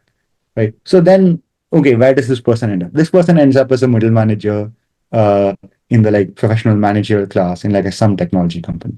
So then you probably want to come to San Francisco and maybe Minerva is like, okay, like, you end up like, she doesn't really like this, but you end up as like a product manager or content or sales or biz dev person at some tech company, right? Like that's where this person sort of goes to make money today. Um, so like the reason ended up pushing for Minerva for her was like Minerva has this sort of self-selection of people that want to do interesting things and trying to do other things, but they're all trying to do some like agentic thing. And that some agentic thing is useful in general to sort of be around. And these people, and there's generally like the reason something like a build space works is build space works because the sort of tactics you use to sell a product are very similar to the tactics you use to promote a podcast, are very similar to the tactics you use to like sell a book, to sell anything. It's like you're selling on the internet, right? So like what your learnings on like promoting this podcast is not dissimilar to the way what she would have to learn to write a book, which is like useful, right? Even though you guys would be doing entirely different things, that is a little useful. It's not useful to just go be like learning Shakespeare or learning some other English degree or whatever, right? Like whatever like is being taught in the class. So I think that was one selection. The other was this idea of like go live in all these cities and have all these experiences and sort of have some stories to tell. But the real underwrite for me is like I think like if you're young, smart, ambitious, like raw intelligence, young, smart, you should just come to San Francisco, and a year in San Francisco cannot hurt you, right? Like something will happen. That was the underwrite. But it's not clear to me. Like I think the problem for me with her, which is I think a problem that a lot of people have, is like, and it's a difficult problem. Is like, where does she go if it's not for college, right? Uh, because like yeah, like if you just put her out in the world today and just be like, oh cool, just like write books. Okay, that's not really working, right? Like so, where does she sort of go if it's not for college? And like where does she go where she can live with young people, sort of have social experiences, have the safety well move? I think things are very difficult to sort of put in, which is why she has to end up going to some college. But at least for me, like the education part of the college is like almost like entirely a wash. Like if you want to be an author, just like go be an author, just like write books. And that's what she does, right? She just like writes her own books and she's published a couple of books. And that's like maybe we got too much in the specifics about her. But I think this is sort of the thing, right? Like you have to ask really like how valuable are these the things you're learning, like in terms of the learning part of the college, which is like what it tries to sell as a product, which is also sort of the problem, right? Like the sell and the like reason it like underwrites its value so high is like, yo, I'm teaching you all of these things, but a lot of the value is like this undercurrent of like helping sort of like off ramp, like sort of like this guardrail onto adult life, social, some ambition, like some peer group. And these things are like you price these assets very differently, right? Like generally, like the latter, like a Thiel fellowship or like a Y Combinator, like they give you money, right? Uh, like Thiel fellowship gives you money for free. Obviously, it's like 20 people a year, but like other like less popular but like incredible fellowships with many Thiel fellows and many incredible technologists, obviously, but they're just like are for free, right? You didn't price them as something that you'd sort of pay to get into. And I think there's even something like a build space, which is this community to some extent, she's a part of too, is like free. So if you're doing that for the ambitious peers, then it's like, okay, we wouldn't price this asset like this. So I think that's sort of I gave like a long ramblish spiel, but I think each humanity is also a little different, right? Like depending on what your interest is, like how you'd sort of research. But I think there are places, I think there are places like Emergent Ventures by Tyler Cowen is really good for many projects. Obviously, he's an economist, right? He's more inside the tech world. He sort of funds all these alternate things. But there have been incredible podcasts and incredible other things that have come out of it. So something like, and again, this is a lot of this has to do with just agency, right? So um, obviously, I'm speaking for him. I don't know him personally, and I don't know his story that well detailed. But I think Dwarkesh, who runs an incredible podcast now, got a grant from Emergent Ventures, who started this exploratory science, economics, politics, technology podcast. Just like pure curiosity. He spent a lot of time reading books, learning things, getting really good at his craft, doing the work where like he would basically get incredible guests to join him because he would spend like 2 weeks researching them. And when he spent 2 weeks researching them, he would ask such in-depth questions on the email that they would be like, oh, I want to talk to this person. This person is clearly very smart. So this happens in the world that's like just not technology, right? Like, and yeah, like now a lot of his episodes are maybe AI related and like tech related, but a lot of his episodes are like not, right? Like I think the last episode was talking to um, Tony Blair, who was like PM of the UK in the 2000s, right? Like he did globalization with Clinton and then Iraq with Bush. So it's not like a technology specific thing. So I think there are like ways you can definitely do this, which is like how do you get very curious and very in depth about subjects that are like non tech. I do think he has a degree, but I don't know from like I think he was just doing college on the side while doing the podcast. Mm. No, I mean, I can personally attest that I'm sure in San Francisco, you go meet interesting, smart people, maybe well qualified Ivy League people. They generally don't really care that you're a college dropout. Let's say in a different culture, like let's say when you come back home to India, how do you on a personal level just feel or if someone were to label you as a college dropout, or if saying that you dropped out immediately someone takes you less seriously, like how does that feel, and how do we overcome that, like let's say as our culture? Personally, like I've not really had that, and maybe that changes with time, right? I think that's a little bit because I always like relatively quickly had really high status investors. Right? I was building a company very young, very high status sort of esque thing to do. I'd sort of gone to like a college outside India. So I didn't come off as the like college dropout bum. I came out as like college dropout building a company. I also think the culture on startups has changed a little bit. But I do think that's a problem potentially. Maybe it'll come up more later in life, but like I couldn't speak too much to it because honestly, like I haven't really had too many experiences like that. Because I think like most people I talk to can sort of get the competence very quickly. Like they get interested. It's like a fun story. It's a fun thing to talk about at the very least, right? It's not like I've not found the dismissiveness as much. Maybe in like family, someone was like telling me like, "Hey, you should go get a business management degree," and I was like, "What do they teach in a business management degree? Nothing, nothing like useful on how to run a business, right? Like it's you learn to run a business by running a business." So um, there's maybe some family pressure, and maybe in a more conventional household it'll be a little different. I definitely know some friends who like dropped out and like got like full-time jobs, getting a lot of money in India, and would tell their family they were still like in college or still getting internship or like different tiers of family would know different things because they were like much closer to like family that would be like very weird if they told them they dropped out. But I don't think it's like I'm sure there can be some problems, but personally I've not had any problems. And even to the effect that a lot of people told me like, "Hey Rahul, you'll have like huge visa problems, if you don't have a degree or whatever." In my 600-page O1 visa application, there's one line about University of Toronto, and I wrote it in such a way that it is impossible to tell if I went to college or not. Like if I dropped out of college or not. It's just like I don't know what the exact line is, but it's something like Rahul attended the University of Toronto. Right? It's like it doesn't say I dropped out, it doesn't say I graduated. It's just like it's beautiful lawyer speak. This is why you pay the lawyers the big bucks. Mm. This has come up on I did an episode a few weeks ago where a similar thing about a business degree came up. I was speaking to someone called Neil Mitra who goes to UBC. He's building a biotech startup. He's doing biomedical engineering. Um, he also said a very similar thing to you as to like, what do they teach you in a business degree? Don't do a business degree. Do something more technical. For all our friends listening to the podcast who are hoping to pursue a BBA and then probably an MBA and get down into the business field, say more about the value of a business degree and say more about that statement of you only learn business by doing business.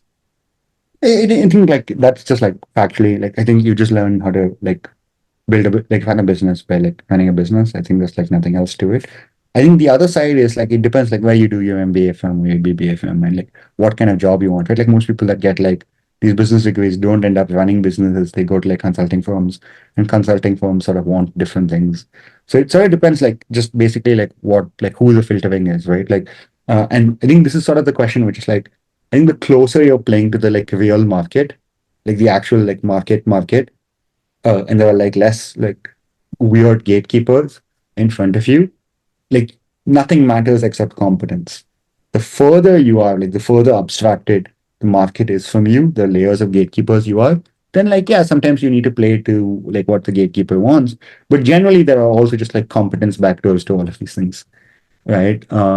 Even if you want to get into like finance, I'm sure like if you're just very smart and like competent and you do like like high agency things to show these people, like you can get into like whatever finance firm you want to get in. I'm sure there'll be some finance firm that only hires from like Harvard or whatever. But like generally there are like exceptions to every rule.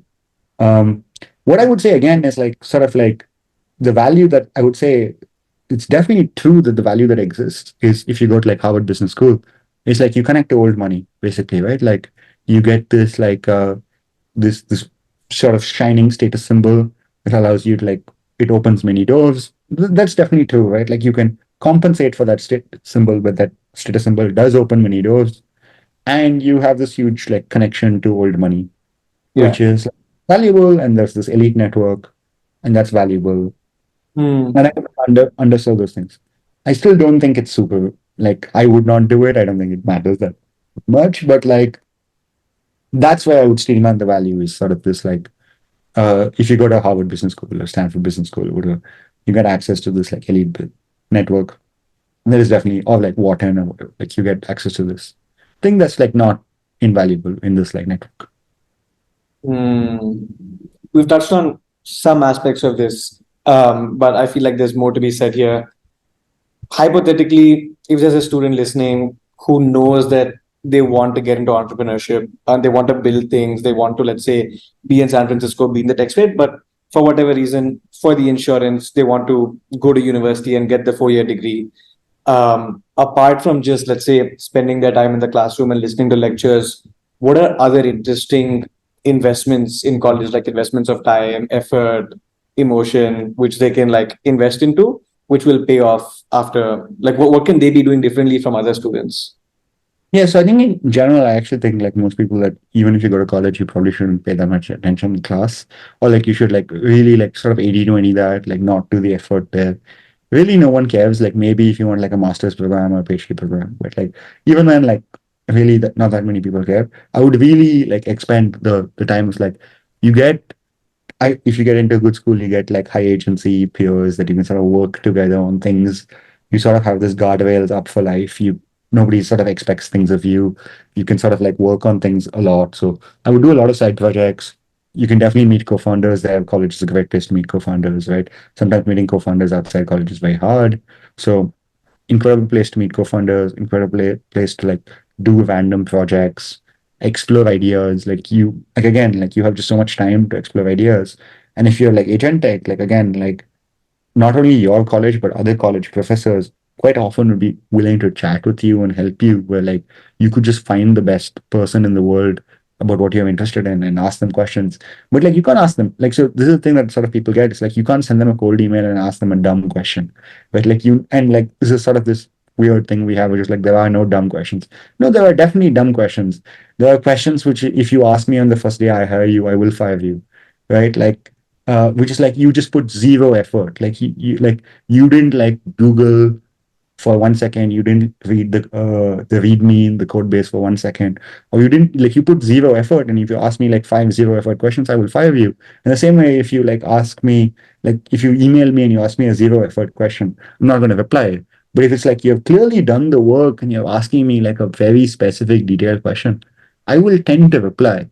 And it's like that's, I'm not saying like I will. I'm saying you can do this to anybody. You can send a cold email to any professor in your college or any other college and ask them things and like ask people to collaborate on things and talk to companies working on things. And generally, most of these people are like very open to collaboration with people in college. And I think that's what I would do. I would like almost allocate very little energy to like actually the classes and like a lot of energy to like side Hmm. projects, working with peers, um, developing close friendships, developing things, but sort of take the sense as like, hey, like I have zero responsibilities. I have Yeah. uh, these guardrails up to do things, right? I get to like basically uh, find incredible peers to work with and work on whatever I want to work on, and like go do that with them, like go work on fun things with them. And that can be like a club, that can be a podcast, that can be like a book, that can be like a film, that can be anything, right? Like it doesn't have to be a startup, but like yeah, whatever you want to work on. And like yeah, I think side projects, stuff like that, are very good to do if you want to stay in college. I think Paul Graham has incredible essays on this, by the way. Like PG is like much more like obviously Thiel did the Thiel Fellowship, and like you're a dropout to sort of make this a radical sense like college bad, don't go. I think Paul Graham has a much more neutered take on this. He talks about uh, the way he talks about school and college is like the way I would think about it, which is like you should think of like school or college as like sort of a day job. and like you just do the day job and like sort of do the bare minimum to sort of pass, or like whatever, like like you quit that, and then you do the interesting things after that to some capacity. Yeah, but like I think PG has incredible, like in general, if you want to be an entrepreneur, you should be reading PG. But I think in like even for any builders, artists, anybody, like I think PG has some incredible lessons. Hmm. I can also put these links in the description after if they don't come to mind right now. But any specific essays you'd recommend for a listener right now? There's definitely an essay on college. I don't remember the name of the essay, but there's definitely an essay on college. There are like many like random incredible essays, so I'll just like sort of deep dive PG's essays. But I think one that I would definitely recommend to anybody is like how to do great work. Hmm. And PG's essay on how to do great work is very specifically not just for technical technologists or like founders. He very much writes that essay for anybody wanting to do great work. And so it's quite a long read, but it's an incredible essay. Hmm. Do you, in any sense, feel like in your case, there was a missed opportunity of potentially being mentored by a UofT professor who was an expert in CS or math or anything which you're building right now? Like, do you wish that you had built a deeper connection and they could be currently mentoring you, maybe if you had stayed for more time? Um, Not particularly. Maybe there's a world where like again like I ended up like Hinton was like I was a few years earlier at UofT and Hinton was teaching and I was very curious about neural networks and I ended up in Hinton's class or whatever, and like life would have been very different, and there's definitely like not impossibility, but like I don't think like particularly like the college I was at and like what I was doing, like for what I did, like they would have been the right mentors, right? I ended up coming here and like I've had some incredible mentors since, but the first one was he ended up starting a company with Ilya, who was at UFT very recently. This guy called Daniel Cross, who also came from Jerusalem to San Francisco and was PG's early investment. And Daniel was like he didn't spend that much time with me, but he could help unblock in all the ways that I needed, and was this catalyst where like I sort of got these networks, these incredible mentors, and then I had this guy called Gautam who had started a company and was one of the first checks. Spent a lot of time with me, and they were my incredible mentors. So I think I really got that in just like in San Francisco, or San Francisco's ecosystem and network. So I don't think necessarily like this one. The thing that I would say that's definitely something that I've noticed that's very recent, it's a recent learning. Um, there was like again, I have no regrets, but it's an underwrite that I didn't calculate early on. Um, is if you go to let's say like maybe not the UofT campus I went to, but a different UofT campus or Stanford or Harvard, you get ambitious people in like cross domain, right? Like I think without a question of doubt, my network today is better than like multiple orders of magnitude better than it would have been if I'd gone to UofT. Right, like unquestionably better. And I think that will still be true in 4 or 5 years. But I think my network is like all founders, all uh, builders, all technologists. I have a friend who's like he ended up moving out a few days back, who's starting a new company, and like he's I think he spent 3.5 4 years in college, or like 3.5 years, and then barely like in the last semester ended up dropping out. So he built a social media and like fintech company in India for the last 3 or 4 years, and his tech network is also very good in entrepreneurs. But because he had spent some time at like BITS, which is like a decent Indian college or like a good Indian college, he had this network of like peers, ambitious, smart peers, sort of across domain. But like when he is starting like this new uh, like brain computer interface company, he has this he has a co-founder that he met in college that spent the last 4 years being very highly ambitious and agentic while going and becoming like a neuroscience AI expert, right? That is an underwrite that I didn't make, which is like you can like everybody I know is like a founder, a builder, maybe a little bit now AI researchers, but even that like less. If I'd gone to like if you go to one of these colleges, you can get like this cross domain sort of thing where like you have this person like you can go become the best like the best in the world or one of the best in the world at like programming and building companies, someone else can go become the best in the world at like biology. And then like 10 years later, you can sort of reconnect and build a company. And I think that is, or like build something use like whatever, not just a like company, but like you have this adjacency where something sort of compounds very profoundly later. Mm. So again, I would say like if you're in college, I would try to like play into this advantage, which is like this is a huge competitive advantage if you play it correctly. It's not that you can't get it outside in the real world, right? Like you definitely can. Like you can again just do the work, get very research, find these people will find you. So there's definitely many examples of people that are so-called operators in Silicon Valley that like go work with top researchers at any field that don't have degrees at all. But I think this is one thing that I would like underwrite in the vein of the question you're asking. But I wouldn't think about it in terms of like mentorship on specific domain um, in the kind of thing I was working on at UofT, but rather this like potential cross-domain person that I would have. Practically, for someone like you, how do you go about expanding that network into someone who's who the people who are in unrelated fields? Like, how would you go about doing it if you were to start today? I think I would start by sort of like pushing the friends that I have at colleges that like, or like have gone to these colleges that have a sense of like my competence and their competent peers. And that's why sort of you push the needle a little bit. You'd also sort of like look at like, it sort of really depends on like what the field is, right? Like, let's say you're getting really into like nuclear fission. You just basically look up people that are doing the best work in nuclear fission, talking about nuclear fission, and like you go do the work and really understand, like you go ask the good questions about nuclear fission, and then some of these people might answer those emails, start talking to you, find the Mm. people that you want to work with, sort of thing. Right? It is the way I would sort of think about executing this, which is like you should like have enough insight into this field where like these incredible people want to work with you. And an example of someone who's done this incredibly well, again, I don't know him personally, but from what I've heard is Blake Scholl, who runs this company called Boom Aerospace.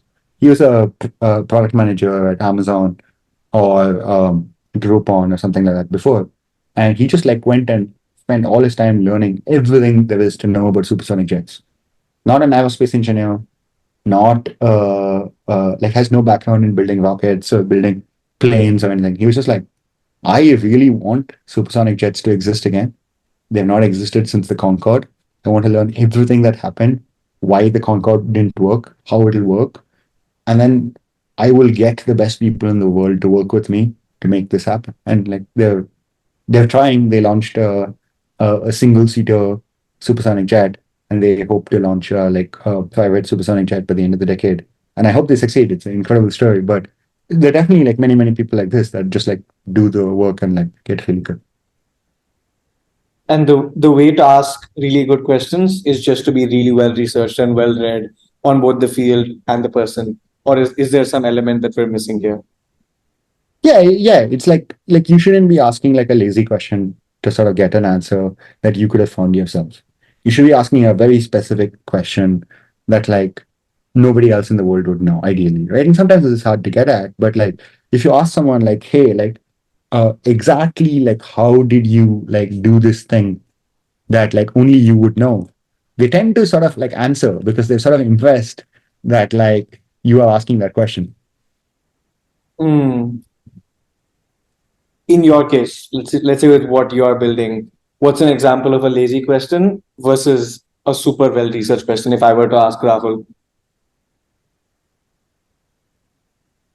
Like sort of like lazy question is if you ask me an email like, hey, like Rahul, like how do you like just put like voice in and voice out inside the model? Like what does that look like? And like if you send me that cold email, like if you ask me that question right now, I might spend like the 5 minutes to answer the question. But if you just send me that email, I probably wouldn't answer that question, right?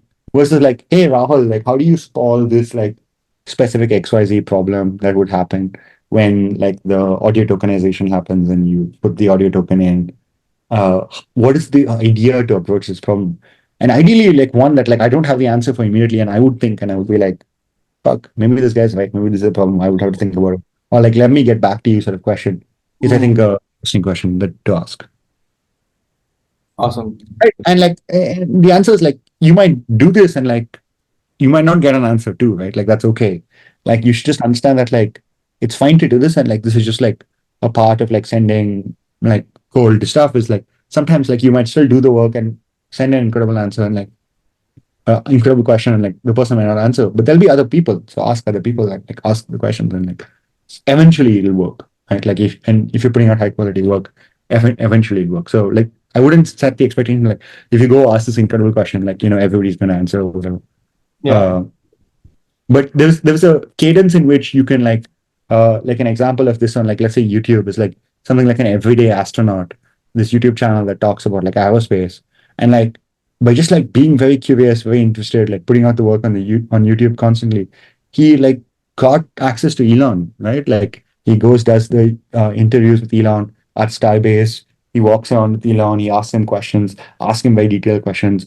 Sometimes he will tell Elon something, and this sort of like became a meme on the people that sort of hate Elon, which is like, oh, like look, this YouTuber pointed out a mistake in Elon, and Elon like was like, fuck, like we should change this. But this is actually like an incredible example of both of them being very good, which is like he was so well researched that he asked a question that like Elon and the SpaceX team had not thought about. And it made Elon change his thing. But it was also an incredible point, which like Elon is like so low ego that it was like he wants the correct answer. He doesn't care about like him being correct, right? Which is like um so like you can definitely do that, right? And like how did that happen? He did that. He spent many years putting videos on YouTube talking about space, being interested in space. I don't know what his credentials are. My guess would be very like almost nothing or like this one. Maybe he has like incredible credentials, but I don't think so. I think he just like was very curious. He spent a lot of time learning, asking important questions. And by putting out the work and constantly learning, people sort of just like recognize that this person is like very good at this field and like knows that and has interesting questions to ask. And that's why he gets this access to these people. And I genuinely feel like with just a device and a good internet connection, like in today's day and age, I feel like you have the best access possible to the best education in the world if you can like create it for yourself. And I Oh, yeah. mean, So, I think it was deeply sad. So I got and my sister sort of hooked to this. Was trying to get cousins to do this, and even her initially, which was deeply sad that like everybody's first reaction to ChatGPT in education was like, oh, like everyone's just going to cheat and the education system is ruined. And it's like no, it's like an infinite curiosity machine. Like I talked to ChatGPT about evolutionary biology or history, about like understanding like why this exists like this or why that exists like this, all the like cancelable questions that I can't ask a mm, human, or all the questions that would be like too much like I wouldn't have a nice way to Google or would be too much effort to spend time researching. This is real infinite curiosity machine, right? And I think this is the way it should be used. I think Perplexity, ChatGPT are incredible, or Cloud, whatever. But like all of these are incredible curiosity machines. Which is just like ask it anything you want to know, and yeah, it'll give you the answers to things. And yeah, maybe it'll be wrong, and then you push it back. But you can make it critique your thinking. You mm, can use it as a thinking partner to think through ideas, to think about like where your thinking might be falling apart, where a thesis about the world is wrong. You can ask it to steelman the other side, which is like also a very important skill, which is like how do you like look at the other side and say like, hey, like this is why I believe this, but like what would be the counterpoint to this? Like how do I steelman the other side? So I think especially like I think in general for the last like 20 years has been the best time to sort of be alive in terms of information, right? Like to consume information on Google. But especially the last couple of years, it's just like it's really incredible how much you can learn by these tools. And the hope is like these tools just like make like truly personalized, truly incredible education come through in the next 10, 15 years. I can't ask you a super nuanced or pointed question because, like, frankly, I'm not well read enough in this field. But so I'll keep it broad, however you want to tackle it. Next 3 to 5 years, how is generative AI going to change, let's say, a university education or the value of a university degree? I think that's very hard to think about, right? I think 3 to 5 years. First, this question is like, what is everybody's AGI timelines? Everybody has sort of different AGI timelines. What does that world look like? I have no idea. I think the positive sort of case is uh, you could basically, I would say like right now, ChatGPT is sort of 75th percentile or maybe 80th percentile in every subject in the world, or Hmm. almost every subject in the world.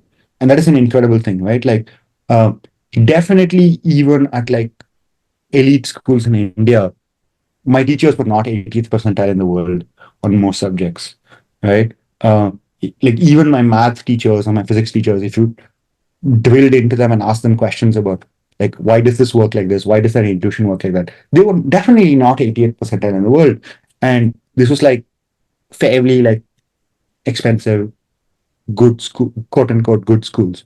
So I think Hmm. this is the sort of like real bull case, which is like anybody can have this 99.999 percentile person in every domain in human history, and sort of can combine all of the knowledge that interweaves between domains and let you learn or do things across these domains. I think this is the incredible bull case. Uh, and I think that is like an incredibly exciting future. What will happen from that? I don't know. I think the sort of like trade that's like bad that I think everybody should be asking is like, we've been talking a lot about like, what do we do? Like, how do we allocate this like raw intelligence, right? Like, how do you mold this like raw intelligence that has high agency, high ambition? Well, um, let's say like a case like India, like what is India's biggest export? Like this will sound like very like uh, economist brain or like draconian, but like India's biggest export is like computation. Basically, we sell cheap compute of human computation. We don't sell human labor, which is what China sells. We sell human computation. We just invented cheaper computation, right? And I think that's a huge problem for like the Indian economy, the service sector economy. It'll take some time for these things to move into place, but it's, like I think it's a huge attack vector on something like TCS, which is this like it just sells computation, um, human computation. And right now we're sort of going after we're going after knowledge work, but we're going after like the lower ends of knowledge work, of this computation. And this is sort of like a bigger risk for India, but a lot of that knowledge work is this like it'll very quickly get into this B, C, D tier of like colleges. And Hmm. right now, the reason it's not there is like the agency is not there, the planning is not there. So these things are like sort of they fall apart in all these ways. But all of that will get better with time, right? So I think there's a real question to like if you just have this like raw, if the main quality that you have, and let's say like when you go to even a top five consulting firm, like, what is the main quality you pose? You don't know anything about business. You don't know anything about anything, right? The reason the consulting firm is hiring you is like you are raw intelligence. You have raw intelligence, you have high agency, uh, and that's what you're getting paid for. But Hmm. if we make cheaper raw intelligence than you, cheaper, better, faster raw intelligence than you, I think that's a big problem for people that have just like raw intelligence. Hmm. Uh, how it affects the entire economy is this huge question, and like what these things look at. But I wouldn't like, again, for my sister, we had conversations about like what does this look like? What does your like return on investment when you come out of college look like? How should you be playing with these tools? How should you be leveraging them? How should you be thinking about the economy? But I think these things are like very difficult to predict, and you can be off by a decade. You can be off by like 2 decades, right? Like it's not. I think there will be a lot of political pushback, uh, because this will like unravel the economy in like many ways. So I think there are like many ways this can stop. Even purely technologically, it can sort of stop. I think that would be really bad for the world. But yeah, it's not obvious to me. But the thing that I would think about, and I would ask this open question, is like if what you provide to the world is like sort of this like raw, cheap intelligence, and like we have made cheaper, faster, better intelligence, what do you provide to the world? Wow. Yeah. From the future you just described, and sort of we're talking about how AI will be disrupting education and the workplace and the economy. How does that influence, let's say, someone who's currently in 11th grade, going to make a decision about what they want to major in college? How does what you've said influence what they choose to major in college? Should it influence, like, should it make them change what they potentially see as their major in their career path in any way? I think it's definitely a thing you should think about. I think what you should like do for like something that I think a lot about in hiring, in learning, and everything is like what is your dx, not what's your like y-intercept. And like this is like a calculus thing, but like basically like what's your rate of change, like how like what's the slope, like how fast can you learn things, how fast can you adapt, how fast can you change to things. I think like I think in general, I think this has been true for the last like 10 years, 15 years, 20 years, maybe forever, which is having a high DX is much more important than having a Y-intercept, right? And I think especially today, I think having a very high DX, being very nimble, playing with all of the tools, right? Like I think definitely like being Luddite is not the way to sort of go, right? And Like it's not going to what's go the Y work. intercept here? Like y-intercept is your knowledge, like the intercept on the y-axis, right? Like that doesn't matter. It's like your rate. Like if your like rate is like this, Yeah, but you're like y-intercept is high, but like my rate is like this, I'm yeah. gonna beat you, right? So like have a high y-intercept.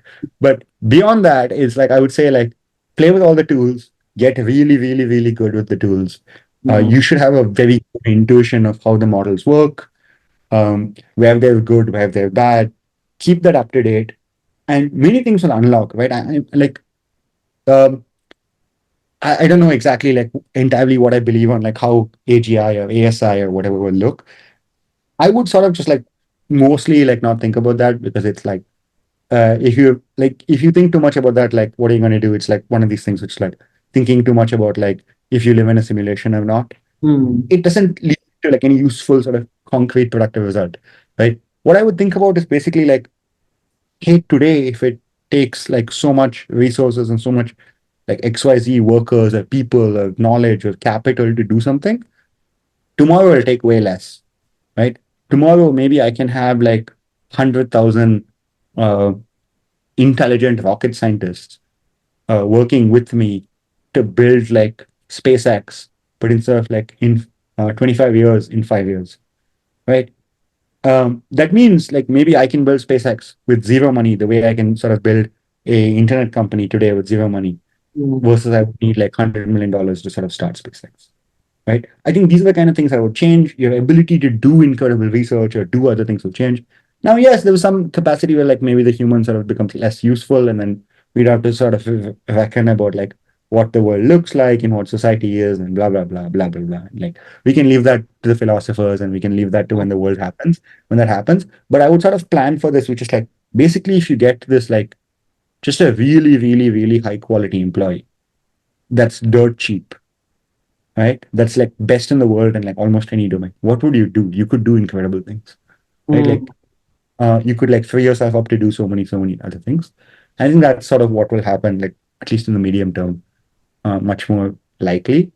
And like sort of like the sort of spiel thing that a lot of people are talking about here already is like, are the next like billion-dollar companies going to be like a one-person billion-dollar company? Where Mm. like one person like running a billion-dollar kind of company because they have all these AI agents doing things for them. And I think that's definitely possible, right? I think there are like other things that are possible like this. But I think the very concrete advice I would give is like, I think fundamentals like the way I would say like physics or math or computation are important, but just sort of like core reasoning. So like core reasoning is probably useful to some extent. I would spend a lot of time doing that. I think someone talked about this, which is like basically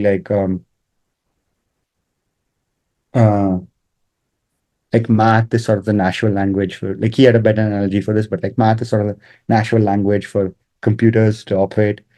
Machine learning is sort of the natural language for biology, which is why I think like again, biology is a very interesting field. I think there'll be huge unlocks in like biology in the next like 2 3 decades because these models are like very good at sort of understanding these complex systems already sort of happening in the last couple of months.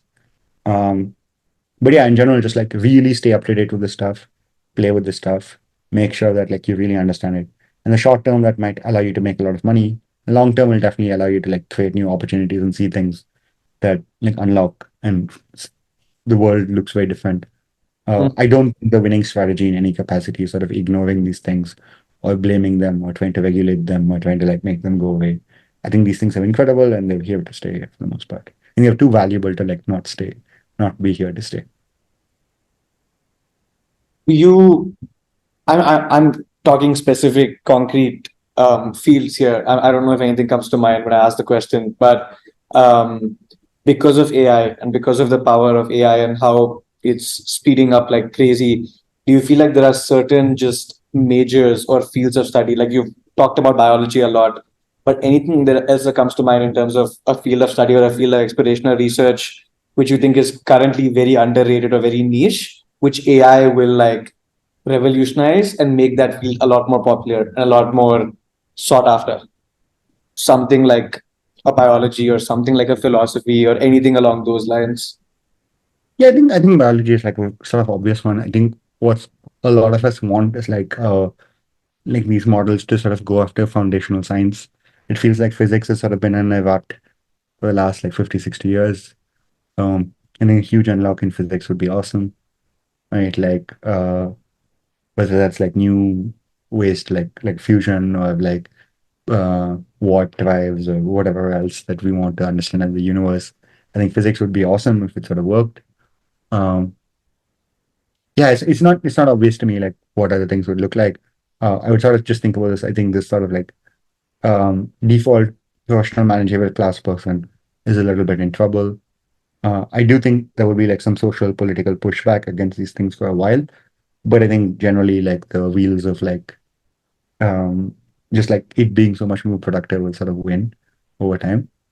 But yeah, I think like biology is sort of the very obvious one, the top of the head. But I would really optimize for this DX, right? Like maybe biology just gets solved. I don't know. Like you don't know, right? Um, I would not personally like. I use plenty of AI tools to code. I think they're great. I think they will get much better. I don't fully believe the sort of take of like you shouldn't go learn to write code because like coding jobs are sort of dead. I think like if you're one of those like people that was like mindlessly learning to program to get a job at like FANG or whatever, I don't think you were like a great engineer anyway. And like it doesn't matter, like if whatever. But I think if you want to be a great engineer today, I think there's plenty of places to be a great engineer.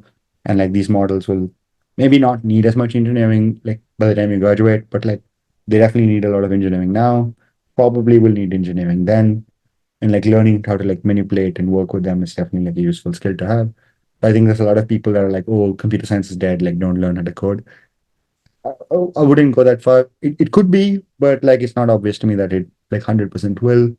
Um, yeah, like about other random fields, I'm not sure. Um, yeah, I think the way we thought about philosophy before about like like all of the people sort of thinking about the trolley problem with self-driving cars or other things. I don't think that stuff is like I don't think like the philosophers have a seat at the table or are going to get a seat at the table on these AI like problems, right? Maybe they should, but I probably not, right? Like these models don't really work like that. There's a rule programmed in terms of like should you hit the one person and the two people and here's the ethical conundrum, right? Like it's just like it's learned from data, or like it won't hit either person and it'll just like sort of avoid the problem. Uh, but otherwise, the answers it's like it'll probabilistically hit one or the other based on like the data set it has. It's like what it's seen humans do or what it can do, like in the real world, which means like it sort of like breaks the ethical conundrum. So I wouldn't necessarily say like, oh, like philosophy and like teaching the models ethics is going to be a huge thing. It's like it has already read all of human philosophy. It already has like in its world model understands everything about philosophy that like we understand every day. Yeah, I mean, philosophy to it is just a data set. um, awesome. Well, I'm also I've picked your brain in a lot of different directions. I'm almost out of questions myself, but I think we'll begin wrapping up the conversation. Um, Again, I mean, we've talked so much throughout the entire conversation about just the value you got from dropping out and how that's brought you to a completely different place, which you're happier with versus the more traditional path of had you been in, like, God forbid, a more mediocre university where we would have just shut up and done the 4 years. I'm just curious if anything comes to mind for specific anecdotes or experiences or times over the last couple of years where you felt super validated about making a good decision to drop out? Like, was there just something which put a smile on your face and made you feel, yes, this has proven to me that it's a good reason for me to drop out? Um, I wouldn't say most days I sort of think about it, to be very honest. Like, I think it's sort of just like, I think that sort of complex went away a little bit ago. But I think in general, I would say like most times I sort of think about it. I'm very grateful about the place I am at and like how much further I am than like most of my peers in terms of like network or like work output or any of these things. So like yeah, I think whenever I sort of think about it, generally like very grateful for like the sort of decisions and the learnings and the experience that I've had so far. In terms of like validation, I think that comes from a lot of like uh unfortunately status symbol-esque things, right?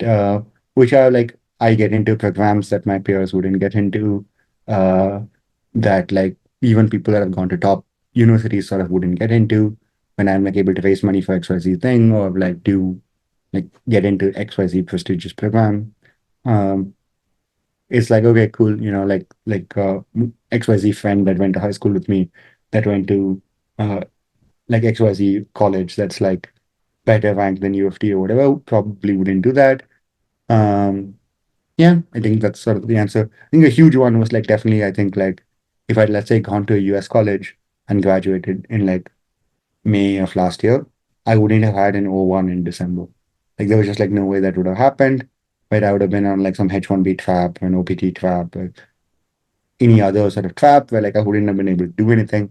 Right? Like the O1 is like entirely again, I said like in the 600 pages of like evidence of like why Rahul is like extraordinary and deserves a visa. There's like one line about the college, right? Uh, um, and when I was talking to some friend about that, I was like, okay, this is like, yeah, that's a validating thing or whatever, right? But like, it's like for me, what it means is like I can sort of live in San Francisco and do what I want and not think about like, oh shit, like I'm confined to like working at this company or like in this like H1B rat race or this trap race or whatever. But yeah, Perfect. And I love that line of just one line over in the 600 pages or 600 lines of it being 600. about UOFT, and they can't tell whether you dropped out or not. That's what I mean. You said this. I'm just going to repeat it, but that's what the lawyers are for. Um, just if I were to very briefly fast forward, I know that your life is also, and you're in San Francisco, things are going to change a lot week after week, month after month.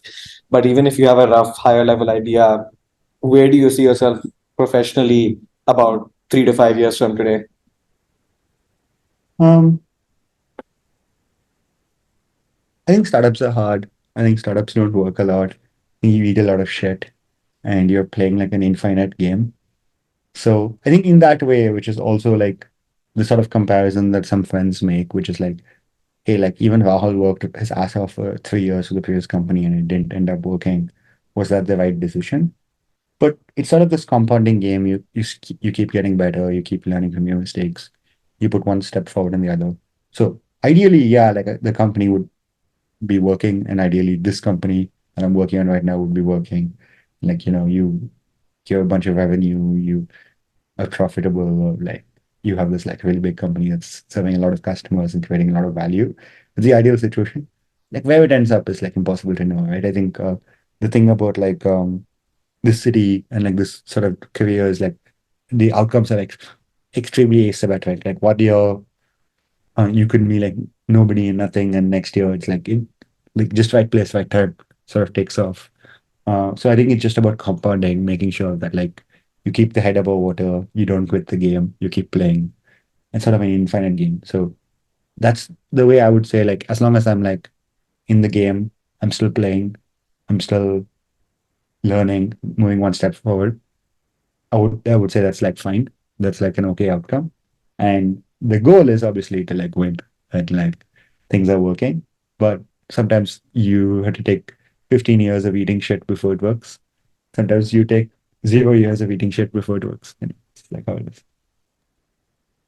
All the best with the company and everything. We'll just wrap up with a fast fire round of questions. So I do this on every episode where I'll just be throwing a bunch of quick questions at you, like bullets, and feel free to also be answering in just one short phrase or sentence. And then we'll move on towards wrapping up. What's one skill or mindset that every young adult should have? Um,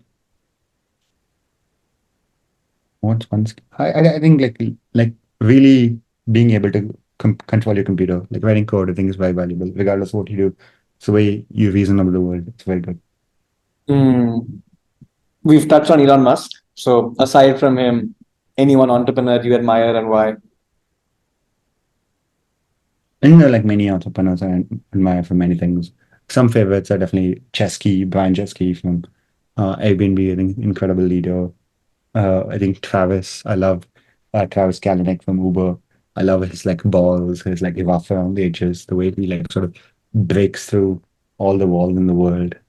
I think Jobs is a Hmm. big favorite for many people here. I think the craftsmanship and focus, incredible.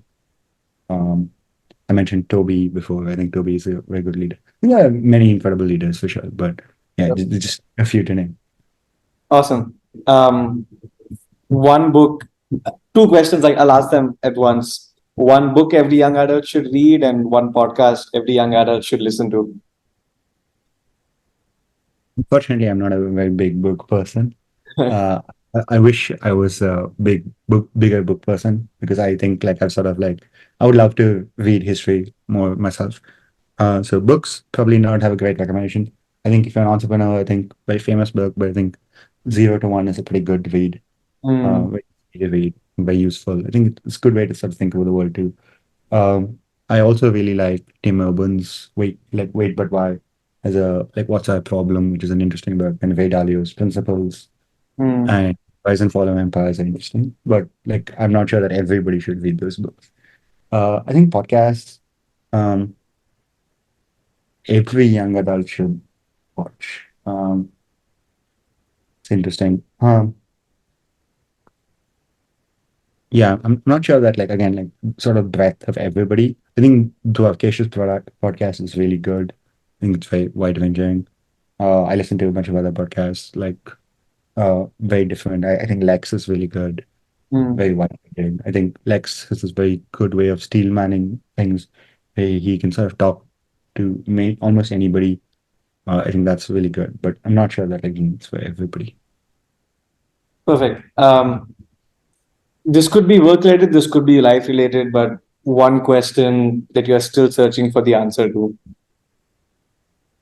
Um, I think personally, I think this is sort of dense question, but like um, I don't think like money is value. I think they're correlated, but I don't think money is value. And I'm like I have this sort of quest of like what is value? Like how do you like tie down what is valuable, what is value? Like I Hmm. think there are things that I see that like worth a lot of money that I wouldn't say are valuable, and things that are like valuable and not worth a lot of money in that Mhm. way. And there are like ways you can sort of like think about this, but like as someone who's generally like much more free market than most people, it's something that I think a lot about, which is what is like what is this like I'm sort of in this constant search of like value. And the reason for that is like I think what you should try to do as a person is try to be valuable, like create value at scale, Hmm. um, try to be as valuable as you can be. So to sort of be as valuable as you should be as you can be, very important to like really have a sense of like what is valuable. Hmm. Last one of the fast fire is any wise quote which has stuck with you for many years, or any sort of wise saying. There's this beautiful like 5 minute episode of Johnny Ive talking about like what focus means and the sense of like most people talk about like focus misunderstand what it means, which is like focus is saying no to 15 things you love and just focusing on the one thing, sort of like killing your own children. And this is a lesson he learned from Jobs. And I think this is like really stuck with me. I think to do most valuable things, you have to be extremely focused. And to be focused, you have to like every minute of every hour sort of think about like, are we talking about the right thing? Is this the important thing to be talking about? Is this like and saying no, like really aggressively saying no to things. Hmm. Love it. Lastly, if you had to wrap up, it's been 2 hours and 20 minutes of a wonderful conversation. I learned a lot. I'm sure there are gems for anybody who's like open-minded enough to bear with some of your more controversial opinions. But if you had to wrap up this conversation and speak specifically to our listeners who are probably 16, 17, 18-year old high schoolers, what would be one message or one piece of advice or wisdom or knowledge which you just want to wrap up the episode with? Yeah, I would say like don't try to be like a really big fish in a small pond. Like really like expose yourself to the global market, which is in some way Twitter, some way Discord, whatever. Like be on the internet, find your peers. I think think 16, 17, 18, you can do very interesting things. Like you can sort of reshape the world in your own way. I know many friends and people I mentor building companies, raised serious money at that age. My sister obviously published two books when she was 16, 17. So you can do anything you sort of want to do, and like sort of like this sort of the gates don't exist in the world. So sort of expose yourself to the like actual competitive real world. See Mm. what other people your age, like the brilliant people are doing your age, and sort of do the things that you want to do. In terms of specific to college, I would be like extremely like I would not sort of default that decision. I would be very agentic about where I want to go, why I want to go, why is it valuable, is it a good return on capital investment, is it okay if it's not a good return on capital investment? Do I want to do it still? And then I would sort of think really hard about like sort of like if a lot of the value of college sort of accrues from the place we live, like where am I living? How does that look like? Do I like living that sort of atmosphere? Whether that's a country or just city, which part of the city, etc., etc. But yeah, just like be much more thoughtful about that sort of choice. But yeah, I think in general, like I think you can do a lot of things when you're 16, 17, 18. And I personally like I did plenty of things, but one thing that was different is like there was an extreme like patriotising like phenomenon where like you'd go to hackathon and like write HTML and some person would be like, oh wow, you're 15 and writing HTML. And I wish I didn't have that, and I wish I had someone look at me and was like, oh, you can do a lot more when you're 15. Like, go do a lot more when you're 15. So, yeah, go do a lot more, do interesting things. You can only do interesting things at that age. So, yeah. Yeah, the only limitations are like the mental limitations, and also I think age is just a number. Yeah. But So, brilliant. Well, I loved the conversation. Unfortunately, I have to bring it to an end. I could go on. It's morning for me. I know it's probably bedtime for you, but I could go on and on. If you're comfortable sharing, if a listener feels like this conversation has changed something inside them mentally or a change of heart, they want to connect with you or they have follow up questions, any way that they can reach you. yeah. So, my Twitter is just Cryogenic Planet. If you DM me on Twitter, I'll probably reply. Uh, my email, which again, if you send me a good email, I'll probably reply, is hey at cryo dot what the fuck. Like WTF. So hey at what the fuck, and you can send me an email. Happy to look at those. Uh, Probably don't have time to jump one on one with many people. Async is probably fine. I do have like again, I can jump on calls with some people and yeah. But and my Twitter is a good place to reach out to me. My email is a good place to reach out. Lovely. I'll put links in the description after. But yeah, I mean, I feel bad about wrapping this up, but all good things must, I guess, come to an end. So thank you for a lot of wisdom which you've shared on my podcast. This has been a unique, a very different episode from the ones I've hosted, and probably the ones I'll host in the near future as well with other university students. But my pleasure and honor to host you on the podcast, Rahul. Yeah, happy to help. All right, that was the episode. To all the young listeners out there, I hope you enjoyed. I hope you learned something new, and I hope you feel more energized, inspired, and curious for the exciting university journey that lies ahead. Stay tuned. Many more wonderful episodes to be released on Uni Unveiled across a diversity of majors, countries, institutions, and speaker profiles. If you enjoyed this episode, please be sure to like, share, and subscribe to our YouTube channel, Uni Unveiled. This podcast is just a small part of a much larger initiative undertaken by my family called Serene Strokes to spread positive sparks of growth, transformation, and joy among all our audience.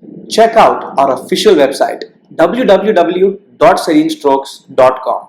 In the description and comments, please feel free to share other topics and questions which you would love to hear about from our different speakers on this podcast. Until then, take care and remember that this big word, university, may not be as scary or as intimidating as you think it is. Thank you for listening to Uni Unveiled.